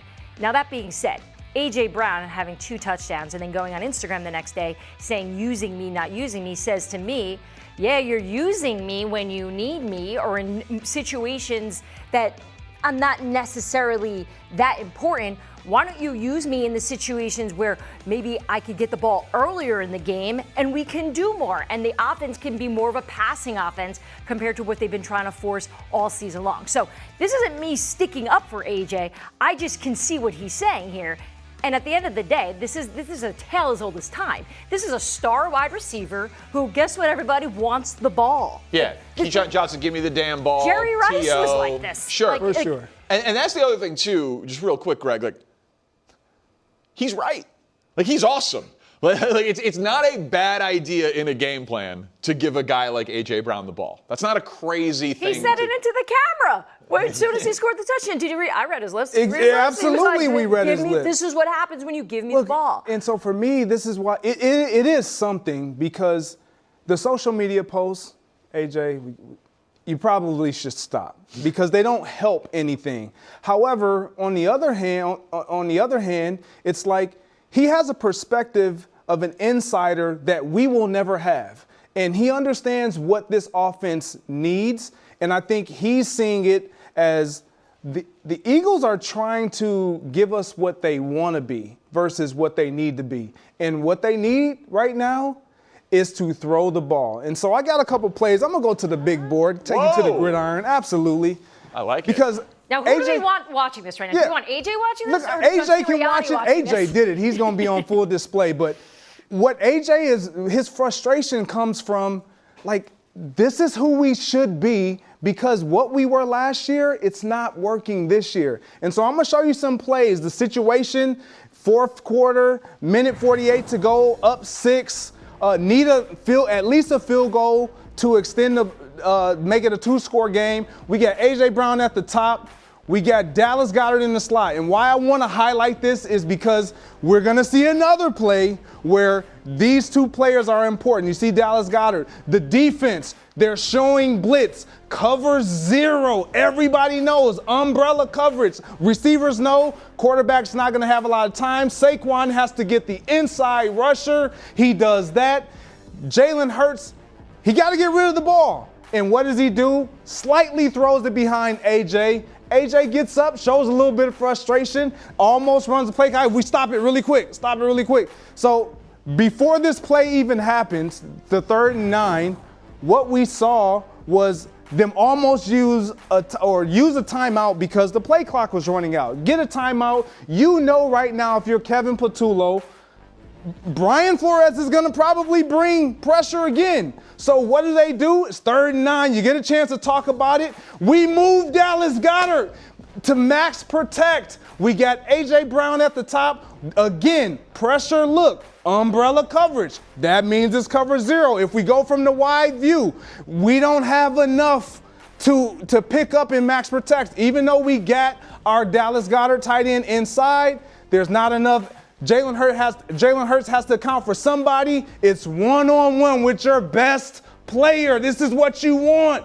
A.J. Brown, Isaiah Rodgers. But Brian Flores does a great job because Metellus, he's gonna play the slant.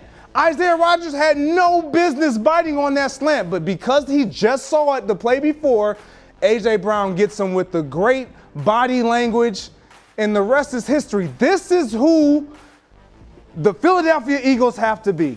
And this is why we're seeing these cryptic tweets, because A.J. Brown knows what we all have been saying. In order for the Eagles to have success this season, They're going to be required to pass the ball in moments that require them to execute at that level. They did it with A.J. Brown. This is who they need to become for their entire offense to be electric for the remainder of the season. How ironic when last year, the first 4 games of the year, they were passing. They were. And they were 2-2. And they're like, we got to go away from it to start running. And now because the running game isn't working, they're saying we got to go back and start passing. But Greg, how does this get fixed? This isn't going to stop, right? AJ's made it pretty clear. He's not happy, right? You're the Philadelphia Eagles. You're telling the world right now, we are not trading him. Why would we trade him? He's our best player. So now you have an unhappy player that you need on offense not getting the ball. How are they going to continue to get through the year, keeping him happy and maybe not having an offense that looks like that? Well, I don't think it's necessarily about just A.J. Brown exclusively. The problem that I do have is that with the tweet, your counterpart had a very productive day as well. So in the passing game, it was on full display, and we still get the tweet or the social post. Instagram post. It's all so the same. that's an issue, but how it gets fixed is you actually have to pass the ball. We've seen in games where if they don't pass the ball, they're not winning. They've had the most success this season when they've been able to put the ball in the air and allow 11 and allow 6 to do what they do. That's their strength right now. They leaned on their strength last year, which was the running game and Saquon. This year, that is not the strength of this team. The strength has to be the perimeter guys, getting this offensive unit going, opening it up for the running game and more of their passing game, and it equates to wins. Forgive me for being a stickler here, but I still like using me but not using me. They objectively used you. They did. Don't use me when you need to use me. You just use me all the time. Use me all the time. Make me part of the game plan so he feels like he's wide receiver 1, not just the guy that they need when it's tight and they need someone to score a point. He wants to be part of it all game long, not just towards the end there. Oh, okay. And he deserves to be. Yes, This is why teams were talking to Philly about perhaps them moving him, because they're like, look, you're not really using the guy, right? You're paying him all this money. If you're not going to use him, maybe we can trade you a player that you need on defense, Philly. Yeah. And you have to think that Howie has to think about that if he thinks that can make the team better. But Jeffrey Lurie told me today they're not moving AJ. So the Philadelphia Eagles, according to Greg Jennings, are now a pass-first team. They should be a pass-first team. I know it's not what they want to be, but sometimes you got to do what's needed versus what's wanted. And what's needed is for them to pass the ball, specifically down the field, to open up even the underneath routes and obviously open up the running game, or at least help the running game. And you haven't even touched on the fact that their offensive line is beat up, right? This is the big part of the problem that they're dealing with, which is why the run game has looked the way it has. So the passing game is going to give them a chance and give them a shot because you got the studs. Every single team in football would kill to have Smith and A.J. Brown. The crazy thing is, too, their resume all of a sudden is pretty good. Like, they're 5-2. They're the defending champs. They've got marquee wins. They beat the Chiefs. Everything just feels so hard in Philly. It does. Like, everything, nothing is just smooth. They never just win, and we spend the week going, good for you, Philly. You're going back to the Super Bowl. Everything just feels like a bad hangover. Well, do what they did in Baltimore. Get rid of the ping pong tables. Dive in deep. Don't get rid of the toys. Because that works. Oh, it's going to. Welcome into First Things Last. On the surface, you would think Lamar Jackson's absence would be the reason for the Ravens' disastrous 1-5 start. And if that's too simplistic, it would be the rest of their injury report, littered with first-round picks and big contracts. But think again. According to a story in the Baltimore Sun, the issue was ping pong. That's right. Forrest Gump's favorite game was a distraction, and John Harbaugh decided they've reached the point of the year where it's the only thing you can do with distractions, and that is eliminate them. He has removed the Ravens' ping pong tables. Now, my love language is sarcasm, with a healthy mix of condescension. So my initial instinct here is, like many of you, I'm sure, to mock this. However, good ping pong being blamed for bad football is a tale as old as time, and I like to consider myself a bit of an expert on the subject. The first time I remember noticing this phenomenon was back in 2013 when Mike Tomlin tried to salvage an 0-4 season by removing ping pong. Another noteworthy example came in 2017 when renowned disciplinarian Tom Coughlin joined the Jaguars front office, and one of his first orders of business was removing the tables. Finally, upon taking the job in Washington in 2020, Ron Rivera also prioritized the removal of table tennis. So why would 3 legendary coaches across different years keep turning to ping pong instead of, their play callers or blocking schemes when addressing their team's problems? To the data! The Steelers finished 8-4 after an 0-4 start. That's right. We wouldn't have everyone's favorite Mike Tomlin had never had a losing record stat if it weren't for ping pong's removal in Pittsburgh. Tom Coughlin heard your mocking and dismissed it, as Jacksonville went from 3-13 in the ping pong era to 10-6 in a trip to the AFC title game in the post-ping pong era of Duval. And Ron Rivera? He merely guided Washington to its first playoff appearance in 5 years and a worst-to-first finish in the NFC East after removing the scourge on our society that is table tennis. So Lamar Jackson is back at practice. It's a Roquan Smith revenge game. The Ravens are at home in a must-win spot. But the real reason the Bears have to worry, if history is to be our guide, is that Baltimore is now focused on the football and not the ping pong ball. That's all I've got. Thank you so much for being with us on First Things First. Oh, that was an awesome shot. Right off the camera. I could never do that again.